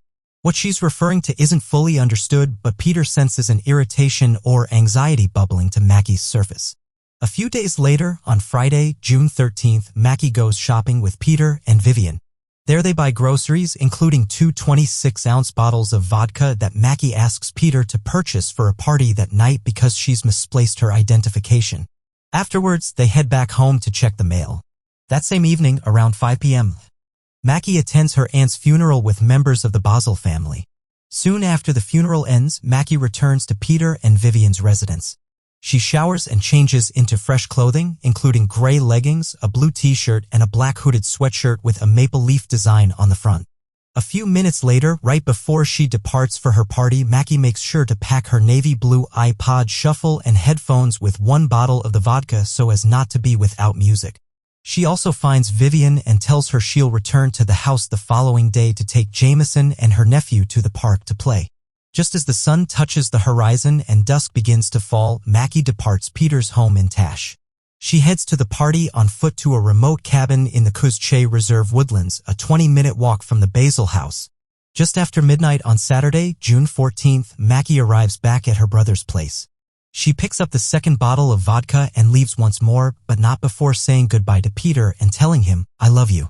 Peter follows Mackie outside and she explains she's with two men, a man by the name of Victor and her cousin, Keith. Peter watches as Mackie walks up the path that runs alongside his house and up into the thick of the trees. Mackie climbs into a pickup truck driven by Victor and Keith and they head back to the party. Peter feels a twinge of strangeness about the whole ordeal. This is the last confirmed sighting of Immaculate Basil. Later that night, Mackie allegedly rides with Victor and Keith as they retrieve red roofing tin from another hunter's cabin on the reserve. At some point in their journey, the white and blue pickup gets into a minor accident on the Leo Creek Forest Service Road around an area colloquially called 16 Kilometer. At around 9:30 a.m., a forest worker driving down the same service road makes a sighting of a single long-haired woman walking over a bridge in the opposite direction of a disabled pickup truck. The worker also spots two men with the truck who pay no attention to the long-haired woman. About 30 minutes later at 10 a.m., three witnesses named Vanessa, Joseph, and Ron see Victor walking through Tash, his clothing soaking wet all the way up to his chest. Around the same time, the Basil sisters began to worry as Mackie misses their daily phone call. They want to call their brother, Nick, who sometimes hosted Mackie, but neither she nor Nick own a phone. Nick's home was too far to reach by foot also, so the sisters stay home. 24 hours go by, and at 10 a.m. on Sunday, June 15th, Father's Day in 2013, the Basil family's worries escalate to a real fear that something has happened to Mackie, still having not heard from her.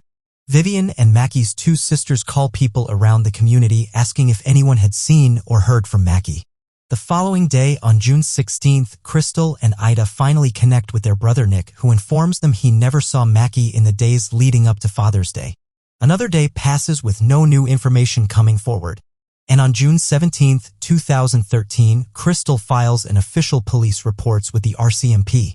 Authorities arrive at the Basil home the next day. On June 18th, where they interview Crystal. They kick off their investigations with interviews of anyone suggested to be at the party Mackie attended on the evening of June 13th. Simultaneously, the Basil family round up nearly 300 volunteers from both Koosh and the surrounding reserves to form a search camp and comb through the woodlands in the hope of finding Mackie. They begin their search at the same bridge where the forestry worker made their sighting of a long-haired woman. A day after the volunteers established their campground, the RCMP joins them with their own official search and rescue squads equipped with search dogs and radio instruments. Over the next couple of weeks, both parties discover various objects strewn throughout the forest, but nothing of notes or connection to Mackie Basil. At some point during the initial search missions, Peter and Vivian woke up at the volunteer campgrounds to find their tent had been slashed open. In the middle of the night, as the investigation makes no grounds, rumors around Tash begin swirling, involving the two men last thought to be with Mackie, Victor, and Keith. One rumor in particular strikes the Basil family as odd. Apparently, the truck driven by Victor and Keith had been scrubbed rigorously with bleach in the days after Mackie disappeared. It doesn't take long before the gossip reaches the RCMP investigators, who clarify they've interviewed both Victor and Keith. The RCMP also reveals both men passed polygraph tests, and when they took possession of the truck in question, they found no signs of either foul play or bleach. They also announced Victor and Keith remained cooperative during their investigations, and a forensic psychologist was brought in to observe their behaviors, which were also cleared. Sometime afterwards, Vivian Basil makes personal contact with Keith and Victor, who tell the Basils they aren't 100% sure what happened but think Mackie hitched a ride from someone other than them the night of the party. Without many other leads to chase down, police turned to Mackie's ex-boyfriend. No one knew the exact reason why Mackie and her partner broke up, and the police never announced an official answer. However, they do learn of an alibi Mackie's ex had to explain his whereabouts the night of June 13th. The RCMP corroborate this information and determined the man was too far from Tash to be considered a person of interest. Not long after, law enforcement runs out of clues. They tell the Basil family that without a crime scene, there cannot be official suspects. However, they do believe foul play cannot be ruled out and that anyone could be culpable for taking advantage of a young woman alone at night. In the years since Mackie went missing, the Basil family and remaining members of the Tash community rely on their own methods to learn of Mackie's fate. They use dreams and their symbolism to look for clues, like following channels of water or watching the animals in the trees as their guides. The family especially likes to watch true crime television in hopes that they will be inspired when thinking of potential leads or similarities in other cases. They even go as far as to contact a psychic who tells them one day someone will come forward with pertinent information. Meanwhile, the remote cabin where Mackie attended the party is searched endlessly by both investigators and volunteers. It deteriorates into a half-standing structure and becomes a home for spider webs and strewn materials left by a logging company operating in the vicinity. As of the present day, the community of Tash is still in utter disbelief regarding Mackie's unexplainable disappearance. Their close-knit connections and sense of togetherness was shattered, and the lack of closure or any reasonable answers has left many of them deeply hurt by the tragedy. And yet, the Basil family still believes someone in their village is responsible and haven't given up hope that the truth will be revealed. Like many cases across rural Canada involving the disappearance of First Nations women and children, there are few clues or points of emphasis in Mackie Basil's case file. So much of the information is already murky with little verifiable facts or indisputable data made public by the assigned investigators. While this is understandable to a degree, considering authorities keep certain details classified as to not interrupt the cadence of an investigation, nearly 9 years has passed since Mackie first vanished, and we still don't have much testimony or physical leads that help paint a picture of what exactly we are dealing with. That being said, one major eyewitness account stands out from the rest with head-turning observations that may have more subtext than originally thought. This case points comes from Vanessa Joseph, a relative of Mackie's on her mother's side. Vanessa was interviewed not long after the investigation went underway, and she had some interesting things to say about the party on the evening of June 13, 2013, and the two men last spotted with Mackie alive. Vanessa stated that while she doesn't know the exact number of people attending the party at the remote cabin that fateful evening, she does believe it included mostly Mackie's cousins and fellow relatives, all people of an inner circle where everyone knew everyone. Vanessa included in the statement that she personally knew who Victor and Keith were, despite not having close relationships with either man. Vanessa also felt the circumstances surrounding Mackie's disappearance and the involvement of Victor and Keith were suspicious and left no stone unturned. She visited the supposed crash sites where the pickup truck disabled at 16 km on Leo Creek Forest Service Road. She revealed that she did find parts of a truck stewed near a tree that had broken in half, believing that at very least there had been an automobile accident of some kind. Others believed the truck simply got caught in the mud. But at least there were bits and pieces of the truck left behind to prove that something happened. Vanessa kept digging and discovered that after Victor and Keith's truck crashed at 16 kilometers, they tried to wrangle a black truck, owned by someone at the second cabin where the red roofing tin was being held, so that it could come down through the woodland and tow the disabled pickup truck back to town. The issue with this explanation, according to Vanessa, was that the black truck never made it down Leo Creek Forest Service Road and into Tash.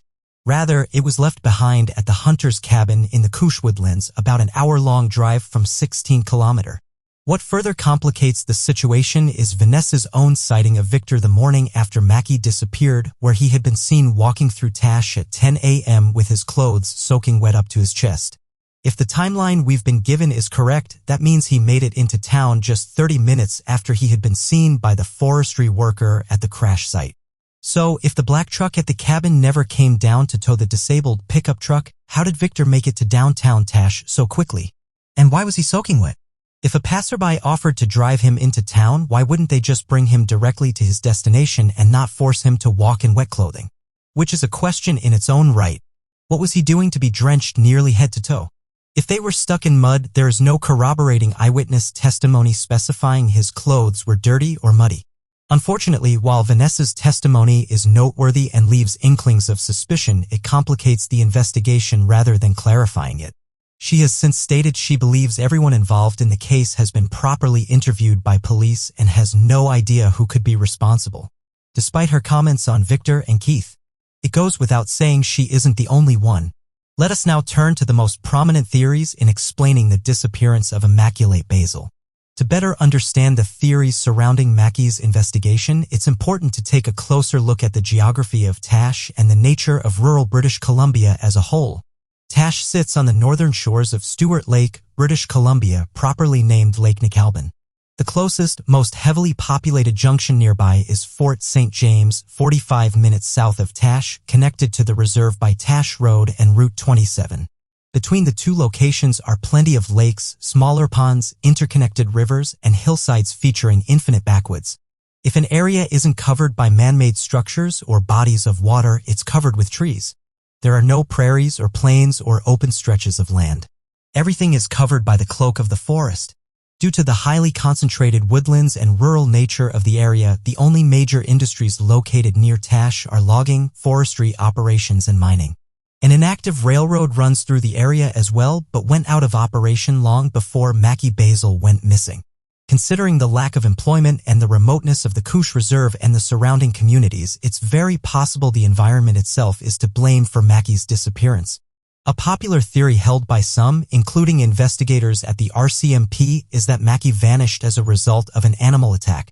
Just a few species that call rural British Columbia their natural habitats are gray wolves, coyotes, cougars, and both black and grizzly bears. All of these are distinct predators that, if hungry or provoked, are known to attack and kill humans under the proper circumstances. Thus, there is a reasonable point to be made that if Mackie was walking alone through the trees and under a night sky, she could have been unaware of a predator lurking behind her, or worse, pack of wolves or coyotes.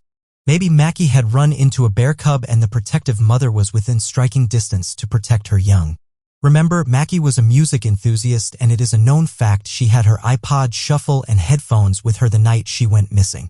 If she needed to walk a lengthy distance, she was most likely listening to music to keep her company or comfort her during periods of loneliness and isolation. It would also help combat that creepy feeling of walking through a forest in the dark as well. If she did have her music turned up to a point of outside noise cancellation, she would never hear an animal making its approach, take into consideration the stealthy and quiet nature most predators have to begin with. And it's a recipe for a horribly tragic incident. The problem with an animal attack attributed to the case is the complete lack of evidence such an incident would produce. Had Mackie been attacked by a cougar or a bear, there would have been objects left behind, most likely traces of skin, blood, or bone strewn through the forest.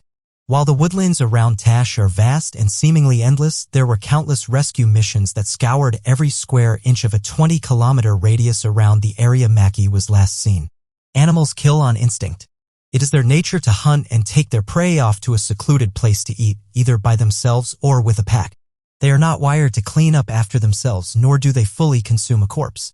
There would be bone fragments left behind, not to mention the clothes Mackie was wearing. Every shred of fabric and personal belongings found in those British Columbia backwoods was forensically tested for DNA matches to Mackie, and nothing ever returned a positive match. While it's not ruled out completely, there simply aren't enough signs to suggest animal encounter or misadventure.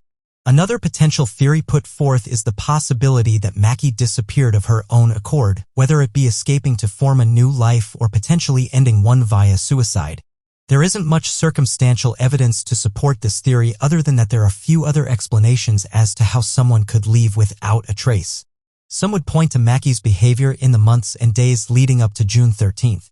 She left a long-term relationship with the father of her son out of the blue, never explaining how or why to her closest family and friends.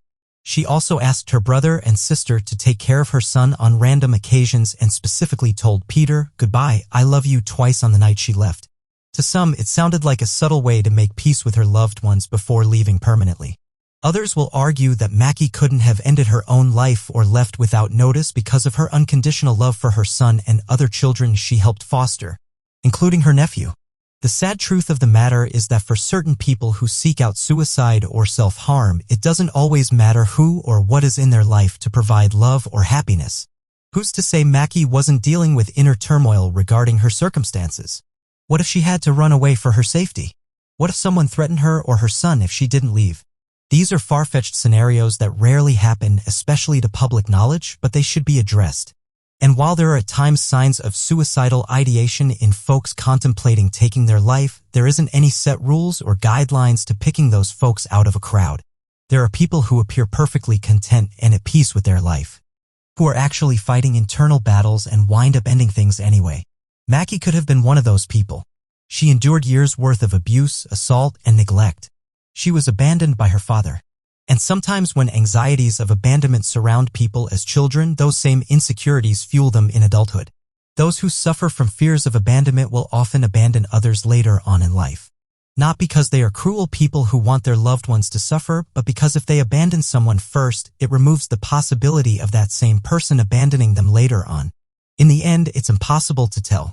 And if it doesn't come directly from Mackie herself, the suicide or consensual escape theories are nothing more than guesswork.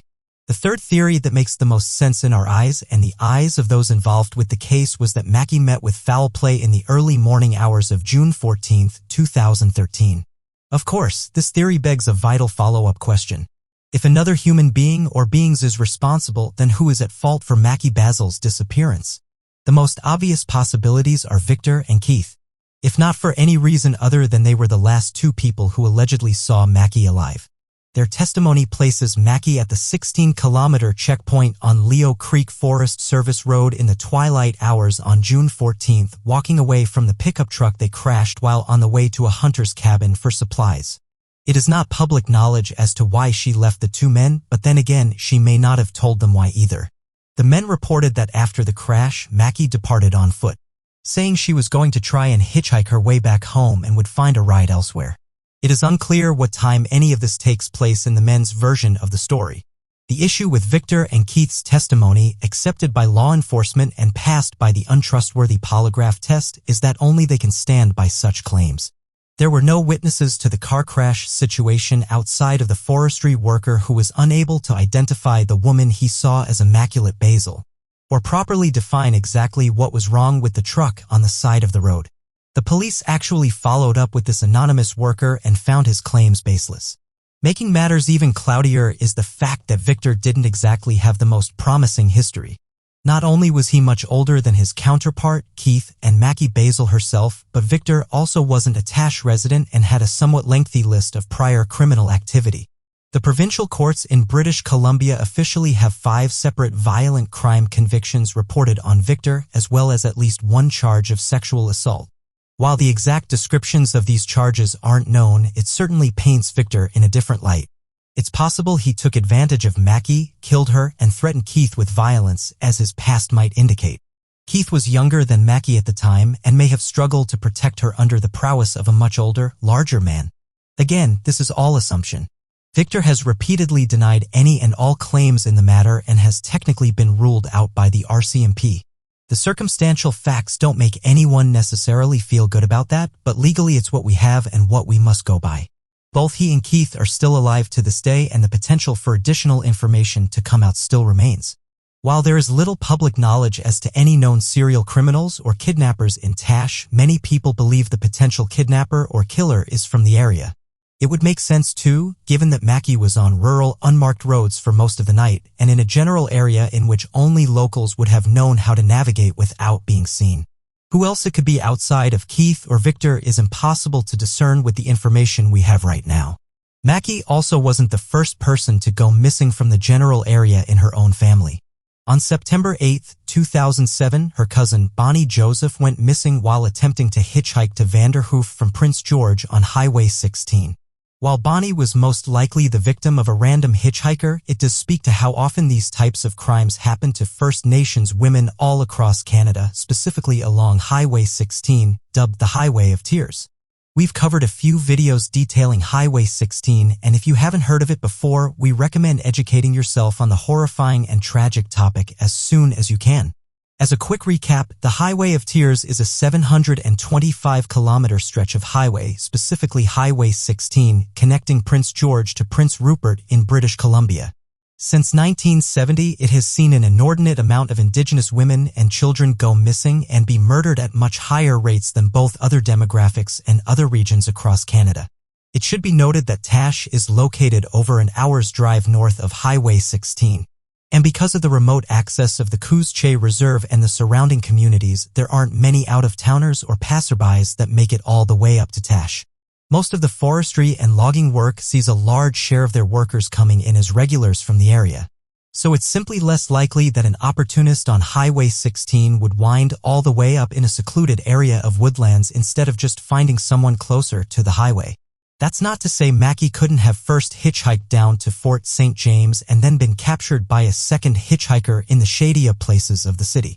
Mackie did have a history of using hitchhiking as her mode of transportation, and her own sister, Crystal, was the near victim of a hitchhiking-related crime around the same time. She had been attempting to find a way to get from Fort St. James back to Tash when she decided to hitchhike from two men in a pickup truck, much like Mackie. While the men took various back roads instead of taking the main roads to Tash, Crystal overheard them saying, "Take her over there." Luckily, she was able to call them out, but imagine if she had never heard them utter that phrase.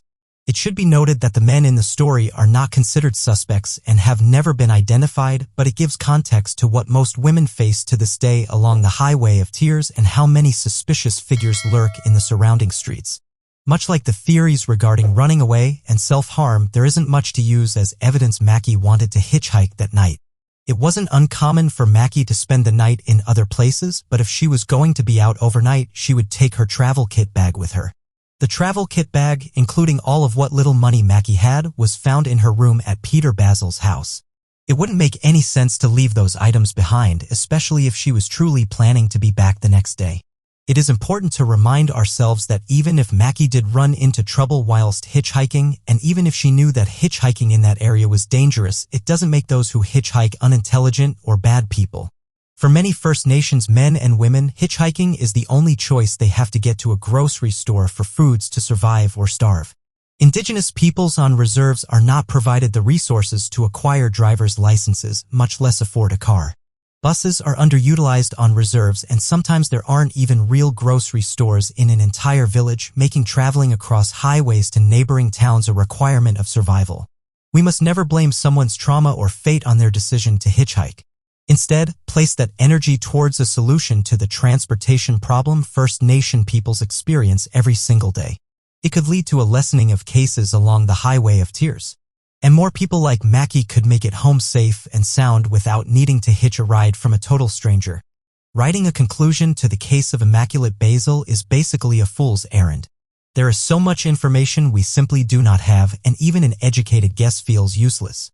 With only a couple of testimonies to scrutinize and a generalized timeline without images or clues left behind, it leaves the pool of persons of interest too vast to navigate. And that's if you agree with the foul play theories in the first place. As we attempt to narrow down the list of potential suspects, we are confident alongside the Basil family that if someone is indeed responsible for Mackie's disappearance, they come from the village of Tash or its surrounding communities. In fact, we go a step further to say the ones at fault most likely attended the same party that Mackie did. Police have said they've interviewed everyone at the party, but what if they missed someone? What if the attendees missed someone as well, who only showed up for a few minutes before making up their mind they would follow Mackie that night until she was alone? Whoever did it had to know the area well enough to evade capture, but also feel confident they wouldn't leave traces of her behind. They would also have to have the knowledge or resources to take her far enough away from the Tash area that search parties would not recover her body or belongings. While it's not impossible that an opportunist staying in Tash decided to kidnap her and continue along on their way across Highway 16, they would have had to have been incredibly lucky to not leave behind a trail of evidence in a woodland rarely accessed by outsiders. It is our hope that as more people are made aware of Mackie Basil's story, additional eyewitnesses will come forward with information about the party she attended on the evening of June 13, 2013. Someone knows something, and it's never too late to step into the spotlight and bring closure to family and friends who desperately seek it. Mackie Basil did not disappear into thin air on a whim. There is a reason behind it, and it's up to us and those still around to find out what it is. It is also our duty to share the story of Immaculate Basil in the proper context of who she was as an individual. She was a spirited and diligent person to those who knew her best, yet quiet and calm.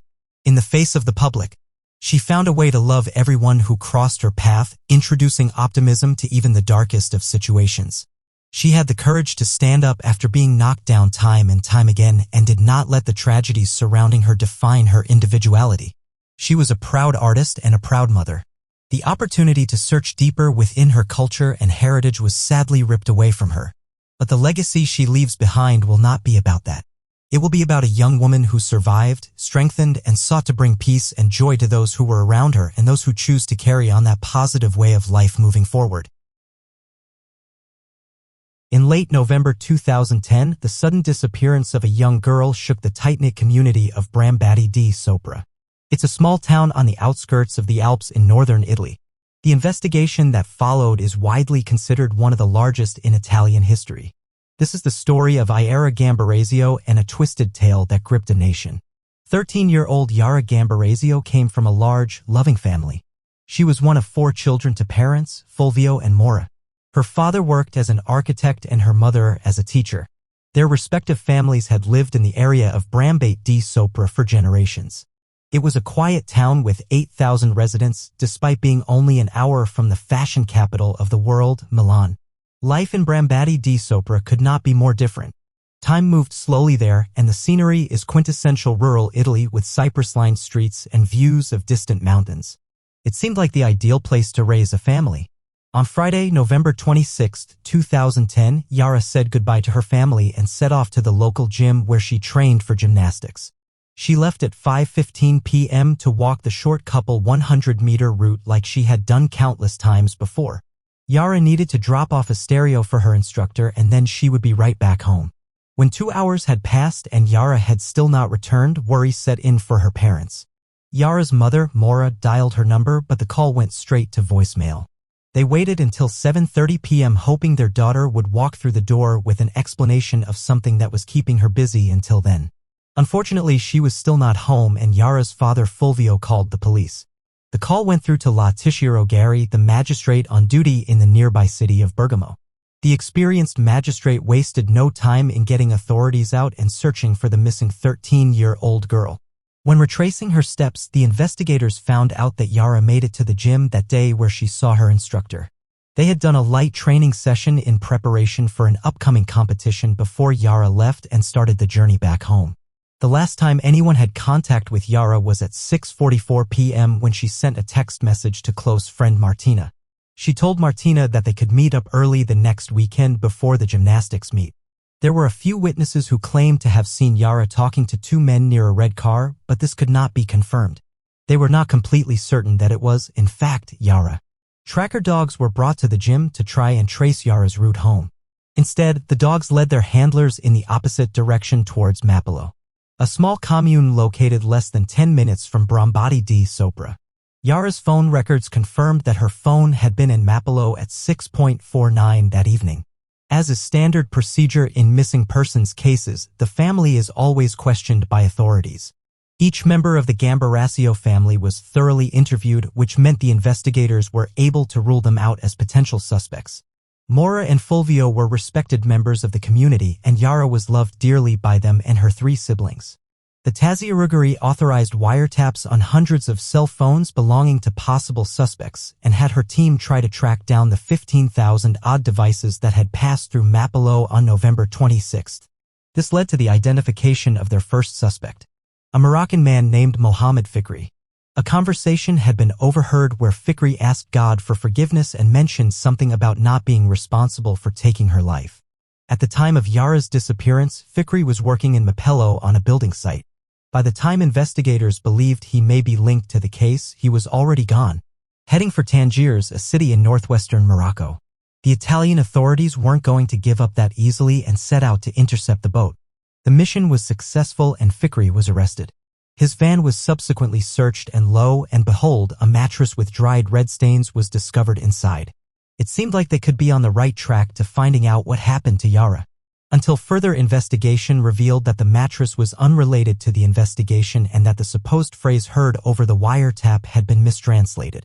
Now the investigation began to slow as no obvious fresh suspect stood out to the authorities. The case had garnered national attention with the mystery of Yara's disappearance being filing into Brambati di Sopra. The Gambaracios knew the attention was good for Yara's case, but nonetheless found the intrusion during such a difficult time hard to bear. Over the next 3 months, the scores of investigators working on Yara's case tracked down every possible lead, checked every possible sighting, and interviewed any possible suspects. That their beautiful young daughter was alive somewhere and would be brought home to them. Tragically, that hope was crushed on February 26, 2011, 3 months after she was last seen. Lario Scotti had been flying his model airplane in a town 6 miles or 10 kilometers south of Brambati di Sopra. He chose an area away from any public spaces and over an expanse of scrubland to try out his new toy. Hilario was having some issues with the device, which led to him landing it in an overgrown section of shrubbery and weeds. He walked over to the site and waded through before reaching his plane. As Hilario stood back up, something caught his eye. It appeared there was some fabric on the ground. His first thought was that someone dumped some clothing there. But then Hilario saw a pair of shoes. Upon closer inspection, he discovered the remains of a person. While the person had clearly been left in that location for a long time, a few items of clothing stood out. A black jacket and a Hello Kitty sweatshirt. The same clothing items that Yara had last been seen wearing. Further analysis of the scene uncovered Yara's iPod and house keys. Her SIM card and phone battery was also found, but her cell phone was not. The autopsy was performed by Professor Cristina Cartagno, one of Italy's most well-known forensic pathologists. Traces of lime were found in Yara's nose and airway, and rope fibers were found on her clothing. This suggested that the person responsible may be a builder or involved in the building trade. Yara's body had multiple marks sustained from a sharp object. The saddest finding of all was that she had lost her life due to exposure, not a direct result of her injuries. 2 DNA samples were recovered at the scene, one on Yara's gloves and the other on her phone battery. The samples were run against the national system, but neither person had been recorded before. All of the items were shipped off for further investigation, including Yara's clothing items. This is how a third DNA profile was discovered 2 months later on Yara's underwear. Authorities believe there had been a struggle and the perpetrator had injured himself, hence the DNA being left behind. The suspect was named Ignoto 1, meaning unknown one. Now they just needed to find who this DNA belonged to. The investigators ordered DNA samples to be collected from everyone close to Yara. That included family members, friends, and locals who frequented areas that Yara had. Other officers were in charge of cross-referencing phone records of devices that had moved through. When a number was found, the owner was tracked down and asked to provide their DNA. This was not glamorous police work. It took hundreds upon hundreds of hours looking through data and trying to put faces to these numbers. Each new sample took a few hours to analyze and get a profile from, with multiple geneticists from across Italy working overtime to get them logged. The search for Yara and the subsequent search to track down the perpetrator has gone down as one of the largest and most expensive manhunts in Italy's history. Yara was finally laid to rest at the end of May 2011. In the months following the discovery of her body, thousands of DNA samples had been analyzed, but still, there had not been a hit against unknown one. Letizia Ruggieri decided to look at another angle. She knew that many perpetrators tend to dispose of their victims in areas that they are comfortable in or familiar with. Where Yara's body was found, there was a nightclub not far away. She knew it was a long shot, but Letizia ordered officers to take DNA samples from club patrons outside on busy Friday and Saturday nights. This is how Damiano Garanone entered the picture. Damiano frequently attended the nightclub, and his DNA sample bared a striking resemblance to unknown one. But he had a rock-solid alibi since he was in South America during the time that Yara was last seen. Still, the authorities weren't giving up on this lead, and geneticists were convinced that unknown one was a relative of Damiano Garanone. Every member of the Garanone family was looked into, and a shocking link to the Gambriegios was discovered. Damiano's mother, Aurora, had worked for the family as a domestic helper for 10 whole years. Yara and Aurora were close. Aurora always made sure to keep an eye out for Yara, seeing that she did not get up to nonsense, and Yara loved to show off her new gymnastics moves to Aurora. Even though she stopped working for Fulvio and Mora, Aurora maintained a good relationship with the family. So imagine her shock when she found herself at the center of the investigation. "It was the worst thing that could happen to me," Aurora later confessed. Both Aurora and her son, Damiano, were extensively questioned. The pair's phone calls were monitored and they were followed. After months of trying to find any connection between either of them. What happened to Yara, Letizia admitted resigning herself to the fact that, in the end, this was nothing more than a sick coincidence. At the 1-year anniversary of Yara losing her life, the pressure on authorities to bring the person responsible to justice was reaching a breaking point. Various politicians were making digs at Letizia, questioning her competence as magistrate despite her running a textbook investigation from the get-go. But she could not let this background noise distract her from solving Yara's case, so she doubled down on the only viable lead so far, Damiano's DNA profile. They focused on building an extensive family tree of those around Damiano, which resulted in hundreds of names being cataloged. Relatives as far back as 1815 were recorded until an immense family tree lay before them. This led investigators to the sleepy village of Gorno, where the same families have lived for generations, including the Gornonis. Damiano's uncle Giuseppe passed away in 1999. Investigators hoped they could somehow obtain a DNA sample from him, so they visited his widow, Laura, in September 2011. As luck would have it, she was able to provide 2 stamps that her late husband had licked. The results showed that unknown one was likely Giuseppe's son, making him Damiano's first cousin.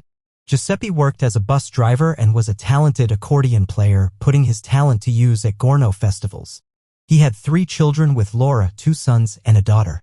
When their DNA was compared to unknown one, neither came back as a perfect match. Since neither of them had children, the next logical explanation was that Giuseppe had another son out there that they did not know about, one that he did not have with Laura. Letitia described this as an investigation within an investigation, so how on earth would they track down Giuseppe's illegitimate son? Through their deep dive into Giuseppe's personal life, investigators found out that he visited a resort called Solace Terme every May from the early 1960s. It was an annual tradition for him. These trips were made without his wife, Laura. The spring months of 2012 were spent looking through Solace Terme's records, tracking down women whose time at the resort overlapped Giuseppe's. The effort proved fruitless, as did searching through orphanage records and women's shelters. They came to the conclusion that the possible woman they were searching for was most likely married. Divorce in Italy had been illegal until 1970, so even if the mystery woman had an affair with Giuseppe, she likely stayed married. During this time, Yara's parents had hired a freelance geneticist, Giorgio Porera, to look over the investigation and explain to them in layman's terms what everything meant. After reviewing the information, Giorgio campaigned for Giuseppe's body to be exhumed so a proper DNA analysis could be performed. The DNA taken from the stamp could only compare part of unknown one's DNA sequence. His wish was granted on March 7, 2013, when Giuseppe's body was exhumed. This effort confirmed that, without a shadow of a doubt, Giuseppe was unknown one's father. He did have a son out there who was responsible for Yara's passing. The authorities kept details of the information private for the most part, much to the frustration of the media desperate for a story. Slowly, rumors started to spread about Giuseppe's illegitimate son, who was believed to have taken Yara's life. As an array of journalists started their own investigation, many affairs and family secrets were uncovered. Things began playing out like a soap opera in the small towns, but a breakthrough was on the horizon. Marshal Giovanni Maccherino worked closely with Letizia. He worked in an office alongside her own. Marshall was a well-liked man with a stubborn streak by his own admittance. Yara's case had caused him many sleepless nights and 4 years with no breaks, working towards bringing the man responsible to justice. In stark contrast to the high-tech work that went into analyzing the DNA samples and tracking phone records, Marshall was more old-school. He liked getting out into the community and talking to people, making them feel comfortable by talking face-to-face. Through this, Marshall found out many details of Giuseppe's life.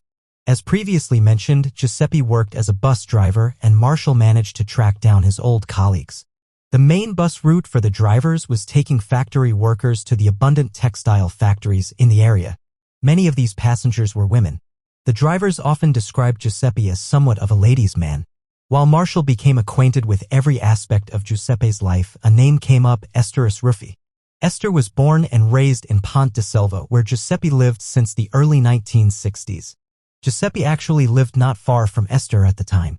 When she was 19 years old, Esther got married and moved to a nearby village. She worked at a textile mill and would take the bus daily to her job. This is how Esther met Giuseppe.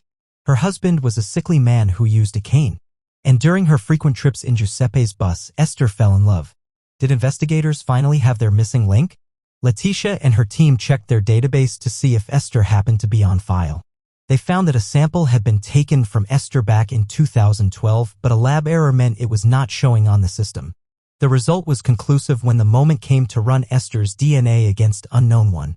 Had her sample been correctly logged in the first place, this very well may have come to light 2 years earlier. Esther left the home with her husband and they moved back to Ponte Selva in 1970. The couple welcomed twins that same year, a boy and a girl. The little boy was named Massimo. In 2014, Massimo Bassetti was 44 years old and married with children. The family lived together in Mapello, the same town where Yara's cell phone had last pinged. Now that Letizia had a name, she wasted no time in tracking down Bossetti and collecting a DNA sample from him to compare it against unknown one. This would be the final puzzle piece if it confirmed that his DNA was found on Yara's body. They knew asking Bossetti directly for a sample would raise suspicion. So they came up with a clever plan, but first they needed to find him. Bossetti was observed for a few days where the team learned he had a fairly set routine. He worked in construction and returned home each evening at the same time in his small truck. Bossetti seemed like any other family man. After establishing his routine and confirming what car he drove, the plan was set into action. While Bossetti was out driving, an officer pulled him over and explained they were breathalyzing drivers to catch people driving over the legal limit. Bossetti was asked to blow into the device. His initial response was a chuckle followed by, "I do not drink." The officer persisted and got Bossetti to complete the test. The officer then looked down at his breathalyzer and explained to Bossetti that it seemed to be faulty, before asking him to blow into a second device. It showed that Bossetti had not been drinking that day, so he was free to go. As he drove off, the officer jogged back to his car armed with 2 quality DNA samples from their prime suspect. They were sent off to the lab immediately and ran as they arrived. By early afternoon, authorities had their answer. Massimo Bossetti was unknown one. On June 16, 2014, Bossetti was pounced on by police and taken into custody, where he was charged with taking the life of Yara Gambarasio. During their investigation into Bossetti, investigators found that he frequented areas near where Yara lived. He often ate at a pizzeria down the road and would park his car behind the gym where Yara practiced her gymnastics. He also got regular suntans from a local shop. His internet search history showed a twisted desire for teenage girls, and his phone records showed he was in Brembati di Sopra when Yara disappeared. Bossetti intentionally turned his phone off at 5:45 p.m., only turning it back on the following morning. When he was questioned, Bossetti remained silent and claimed he was not guilty. His legal team decided to call the DNA evidence into question, saying that while it may prove he had contact with Yara, it did not prove he was responsible for her slaying. The trial began in mid-2015 and lasted an entire year. It revealed the sheer extent of the investigation, where over 18,000 DNA samples had been analyzed. After multiple witnesses took the stand and dozens of pieces of evidence presented, it was time for a ruling. The court of Bergamo, overseen by Judge Antonella Pertoggia, found him guilty on July 1, 2016. Bossetti was given a life sentence. Yara's case is unique for many reasons. Not only was her loss felt by her family, but the investigation into finding the monster who took her away from them upended multiple other families. Giuseppe's widow now had to come to terms with the fact that her husband had been unfaithful, and that his son was the man responsible for this deplorable crime. Bossetti's mother and sister also have to live with what he had done, along with many other scandals that were uncovered along the way. It of course goes without saying that the loss of the bright young girl that was Yara Gambarasio is by far the hardest to swallow. We still do not know exactly what happened that night, as Bossetti still maintains his maybe one day the truth will come to light. In an 18-month stretch from February 2003 to August 2004, 3 young women were preyed upon by a malicious monster out to inflict as much harm as possible. Each of these women had been out in public minding their own business when a man decided he would try to take their lives in a horrific manner, from trauma to the head to using his vehicle as his weapon of choice. Towards the end of 2004, the man was captured and taken into custody. He was found guilty of the charges a few years later, but in a shocking twist, he was linked to another unsolved slaying that had happened 8 years earlier. Amanda Jane Dowler, or Millie as she was known, was born on June 25, 1988, to parents Bob and Sally Dowler. Millie had an older sister, Gemma, who she adored. The girls got on extremely well and were practically best friends. Gemma described her sister as friendly and vivacious with a sparkle in her eye. She had many close friends and was a kind, generous young girl who loved to cheer others up when they were having a bad day. Millie was a bright light in the lives of those around her, making her sudden disappearance all the hotter to bear. It was March 21, 2002. 13-year-old Millie left Heathside School at 3:07 p.m. and walked to the Weybridge railway station with a friend. Both girls got on a train and rode to the Walton-on-Thames station. This was one stop before where Millie usually got off at Hersham. The girls had decided to grab a bite to eat at the station cafe. Millie made a call to her father at 3:47 p.m., telling him she would be home in the next 30 minutes. The The girls parted ways at 4:05 p.m. and Millie set off home. The last time she was seen was waiting at a bus stop on Station Avenue where a friend of Gemma recognized her. CCTV cameras further along the route showed no sign of Millie. Millie didn't arrive home as planned, and worry started to set in.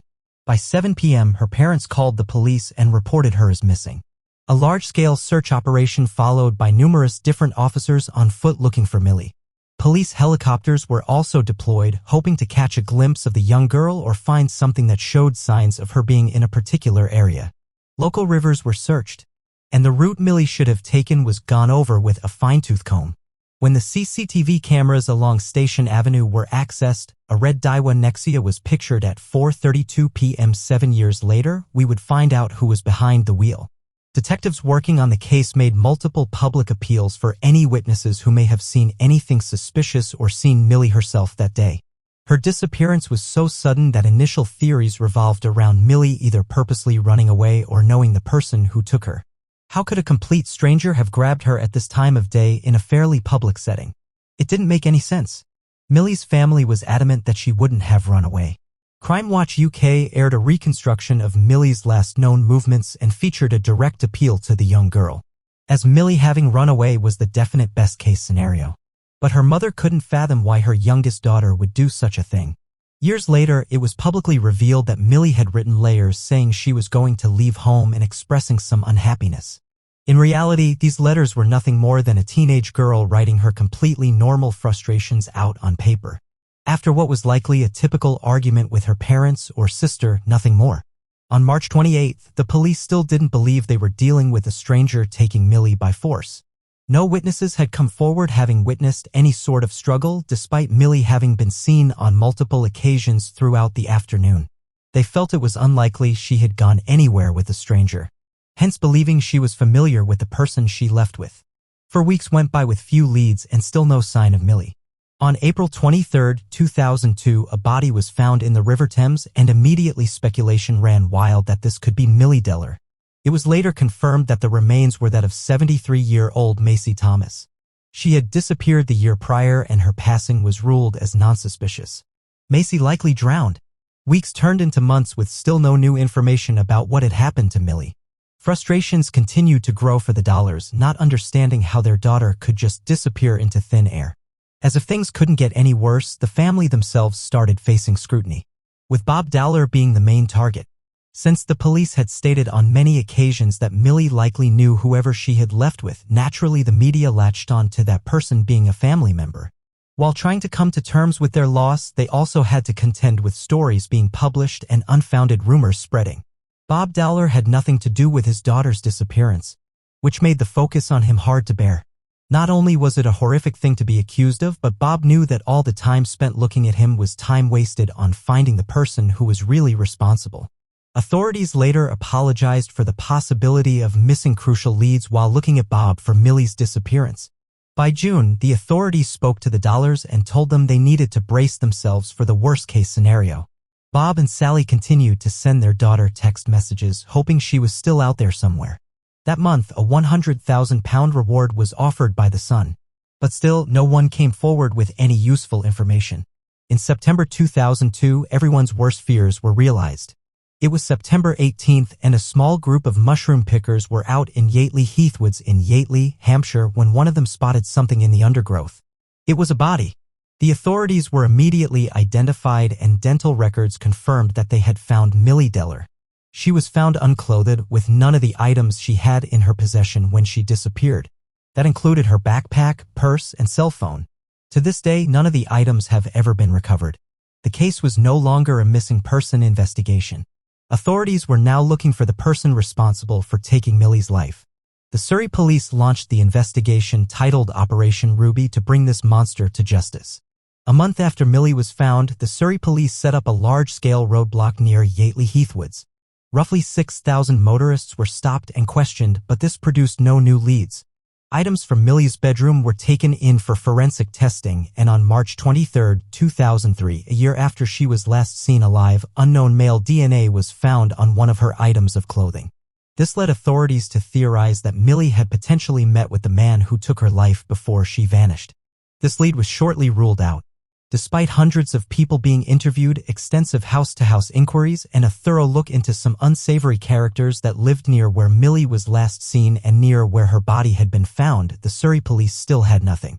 The next possible lead came when the Dowlers received a chilling letter from someone claiming to be responsible for what happened to Millie. It didn't take long to work out the letter was written by Paul Hughes, who was in jail at the time for indecent acts to a young girl. He was given an additional 5 years behind bars for the letter and the threats he made to Millie's sister, Gemma. The prison service made an apology to the Dowlers for not having intercepted the letter before it was sent to them. Other sick individuals also viewed Millie's disappearance and passing as some sort of Leah Newman made multiple phone calls claiming to be Millie before her blog was found. She called Bob and Sally, the police, and even Millie's school. Newman was given a 5-month prison sentence after pleading guilty to making these phone calls. Gary Farr, a mentally ill man, repeatedly emailed those close to Millie and the investigators claiming she had been smuggled into Poland. Farah claimed her body was nothing more than a cover-up. He was eventually sanctioned under the Mental Health Act for indefinite holding due to being a danger to the public. Behind all of this nonsense, there was still a family desperate to know what happened to their Millie, but the truth was years away. On February 4, 2003, 19-year-old Marcia McDonald was hit over the head with a blunt object not far from her Hampton home. The incident happened not long after Marcia had gotten off the 111 bus at the Percy Road bus stop. Tragically, Marcia lost her life 2 days later in hospital. On May 28 of the following year, 18-year-old Kate Sheedy was walking home when she noticed a suspicious car parked on the roadside.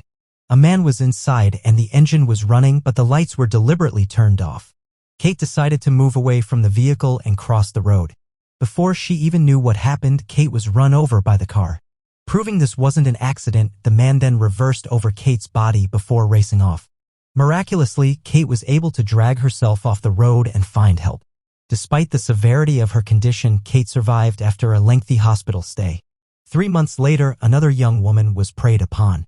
Amélie Delegange was a 20-year-old French student visiting England. Shockingly, Amélie's life was taken in a brutal manner similar to that of Marcia McDonald. It took authorities less than 24 hours to link the cases. On November 22, 2000, in 2004, a man was arrested for what had happened to Amélie Delegange. His name was Levi Belfield. Levi Rabbits was born on May 17, 1968, in Isleworth, London, to parents Jean and Joseph Rabbits. It is unclear exactly when he changed his surname to Belfield from Rabbits, but we do know that was his mother's maiden name. When he was still a child, Belfield's father passed away after battling with leukemia. He grew up with his 4 siblings on a council estate in southwest London and attended Crane Junior High School. When Belfield was in his early teens, he was convicted of breaking into a house and stealing various items. That was in 1981. In 1990, Belfield got into a physical altercation which resulted in a second charge. His criminal history is littered with multiple offenses and convictions, but none of them were as serious as what he would later be accused of. Belfield has 11 children with 5 women.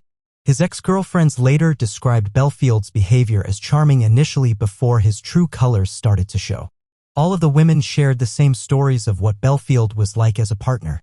This is what Detective Chief Inspector Colin Sutton, who worked on the later cases involving Belfield, had to say of the man. When we started dealing with him, he came across as very jokey, like he's your best mate. But he's a cunning individual, violent. He can switch from being nice to being nasty instantly. In 2003 and 2004, Levi Belfield operated a wheel clamping business. This gave him an intimate knowledge of the streets he stalked. Like a wild animal looking for its next meal, Levi would prowl the streets looking for a suitable victim. Detective Sutton commented on this mentality of Belfield, saying, "Belfield has a massive ego to feed. He thinks he's God's gift to everyone. He drives around in his car, feels a bit whatever, and sees some young blonde girl. The young blonde girl says, 'Go away.' And he thinks, 'You dare to turn down Levi Belfield. You're worth nothing.' And then she gets a whack over the head. It is shown in the case of Kate Sheedy. She was smart enough to think she didn't like the look of his car and crossed the road. He thinks, 'You think you're so clever,' and whoosh, he runs her over. After CCTV linked him to Amélie's case, Belfield was surveilled by undercover officers who witnessed him talking to young girls at bus stops. It was quite clear that had he not been taken into custody, more women would have lost their lives. On February 25, 2008, Levi Belfield was found guilty of taking Marcia McDonald's and Amelie Delagrange's lives. He was also convicted of his actions towards Kate Sheedy. On February 26, Belfield found he would be spending the rest of his life behind bars. His defense passed the news on to Belfield as he refused to be in court that day. Levi Belfield was also considered in 2 other cases, falsely imprisoning 17-year-old Anna Maria Renbach in October 2001, and attempting to take the life of Irma Dragosi in December 2003. Both women identified Belfield as the person responsible, but juries failed to reach a unanimous verdict in both cases. Following his convictions, 39-year-old Belfield was publicly named as a chief suspect in Millie's case. This was mainly due to CCTV footage that tied him to the Red Day Wunexia scene around the time Millie was last seen on the same road that she had been on. Further investigation showed that Belfield's then-girlfriend owned the car and she lived in the same area as the Dowlers. In an interview Belfield did with the Daily Mirror in 2009, he said, "So we've got to be realistic about it. But then I've got to be careful about how I answer these questions. I did use the DWU once and I was stopped by the police once in it for speeding." It is unclear why Belfield thought this was the right thing to say when being considered for something so heinous. Like Millie's items, the car was never found. In March 2010, investigators felt certain they had their man, and Levi Belfield was charged with snatching Millie from the road and taking her life. Belfield's trial began on May 10, 2011 in the Central Criminal Court presided over by Mr. Justice Wilkie. It took place over 6 weeks before a verdict was reached. In his opening statement, the prosecuting barrister recounted what happened to Millie on her final day. On this day, an entirely innocent and quite ordinary diversion to a station cafe to buy some chips with some school friends was a decision that was to cost Millie her life because it meant her taking a fateful journey along Station Avenue. Belfield was found guilty on June 23, 2011 and given a second life sentence. Years later, Belfield admitted to what he had done to Millie. The Dowlers finally had some sort of closure, but still a sour taste was left in the mouths by many aspects of the investigation. Sally spoke to journalists and explained, "Our family life has been scrutinized and laid open for everyone to inspect." Bob said that the price for this conviction had been far too costly for the family. She later described what she witnessed as one of the worst days in her life. The defense attempted to paint Millie as a depressed teen, not the vivacious girl those around her knew. Millie's story was subsequently brought back into the spotlight on June 30, 2011, when Crime Watch aired a special titled, Taken, The Millie Dowler Story. The program detailed the investigation, had witness interviews, and had Millie's family involved. Reconstruction was also featured, where they reenacted how that day unfolded. Millie's family was finally able to show the nation who Millie was as a person beyond the sensationalized headlines. After everything, one question still remained. Was Belfield responsible for more slayings? Patricia Joyce Morris was born on January 10, 1966 to parents George, a retired Army chief, and Marjorie Morris. She was one of 3 siblings with a sister and 2 brothers. Patsy, as she was fondly known, was born in Birmingham but moved to Isleworth, southwest London when she was 13 years old. On June 16, 1980, Patsy disappeared during a lunch break at school. It has been theorized that the 14-year-old decided to walk home that day as she needed to change into dry clothes after she had been without a raincoat that morning. On her way there, Patsy vanished. 2 days later, a police dog found her body on Hounslow Heath. She had been left face down in a thicket just a quarter-mile from her home, had been used to take her life. Levi Belfield was 12 years old at the time. After leaving Crane Junior School, he moved to Feltham Comprehensive, the same school that Patsy attended. In fact, Belfield had been her childhood boyfriend. A year after what happened to Patsy, Belfield was convicted of the first official crime of burglary. He wasn't at school on the day Patsy was last seen, and he knew the area where she was found very well. When Patsy's mother learned of where her daughter was discovered, it caused great confusion. She didn't understand why Patsy would have walked through there. "We can't understand what she was doing on the heath. She was always told not to go there and never disobeyed our orders," she told the press. Knowing now that Belfield used to hang out there, often skipping school to do so, it does make you wonder. But was Belfield born evil? Could a boy that age really be capable of committing something like that? Following the conclusion of Millie's case, the possibility was explored. When Patsy's father, George Morris, heard about Belfield's connection to his daughter, he recalled a time all those years ago when a teenage boy had called his house and given him a death threat. He believes that was Belfield.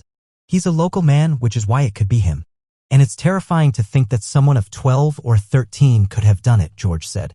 Patsy Morris wasn't the only unsolved slaying that Belfield was considered for. In 1990, 51-year-old housewife Judith Gold was found a stone's throw from her Hampstead home, having been viciously struck in the head with an unknown item. Similar incidents took place across London from 1990 to 2004. All of these cases could be linked to Belfield due to the nature of them. The weapons of choice were distinct, the same type of weapons he used on Marcia and Amelie. While they couldn't confirm without a shadow of a doubt that he was the person responsible, he could also not be ruled out in any of the many incidents except for one. On July 6, 1996, 45-year-old Lynn Russell and her young daughter Megan, the pair and Lynn's other daughter, 9-year-old Josie, were ambushed while walking home from a swimming gala. They were then tied up and struck repeatedly with a hammer. Lynn, Megan, and the family dog lost their lives that day. Miraculously, Josie survived. While she was able to make a full recovery, it is highly likely that she still lives with the mental scars of what happened that tragic day. Belfield allegedly confessed to the crime to his cellmate. Belfield denies ever making this confession. His ex-girlfriend, who helped get a conviction in Millie's trial, has always maintained that Belfield was with her that day. "My daughter was born in '96 and that was the day of my birthday. Belfield, never left my side all day and all night. So there's absolutely no way he could have gone from Twickenham, where I lived, or Windsor, where I kept my horses, to Kent. Do what they say he did and get back without me knowing he was there. I can hand to my heart, I hate to say it, but I can say hand to my heart. He didn't do it," she said. Michael Stone was convicted of the charges after a second trial following a successful appeal from his first conviction. Michael Stone had been behind bars since 2001. He still maintains his innocence. There have been many other cases that Belfield was considered for and some that he allegedly confessed to. But as of today, police have not been able to find any substantial evidence that ties Belfield to any of these cases. Maybe one day the police will track down who was responsible for taking these lives. And maybe that man may just be Levi Belfield. Levi Belfield remains behind bars at HMP Franklin in County Durham. He will never set foot in the outside world again. On June 29, 2017, Gemma released a book titled My Sister Millie. In the heartfelt piece, Gemma describes what it was like living through that wild time, dealing with the loss of her sister, the media circus, and the suspicions of her parents. Gemma explains how she found healing. As an excerpt from the Blubreads and Gemma's and about the love that kept the family together as they struggled with terrible darkness and injustice.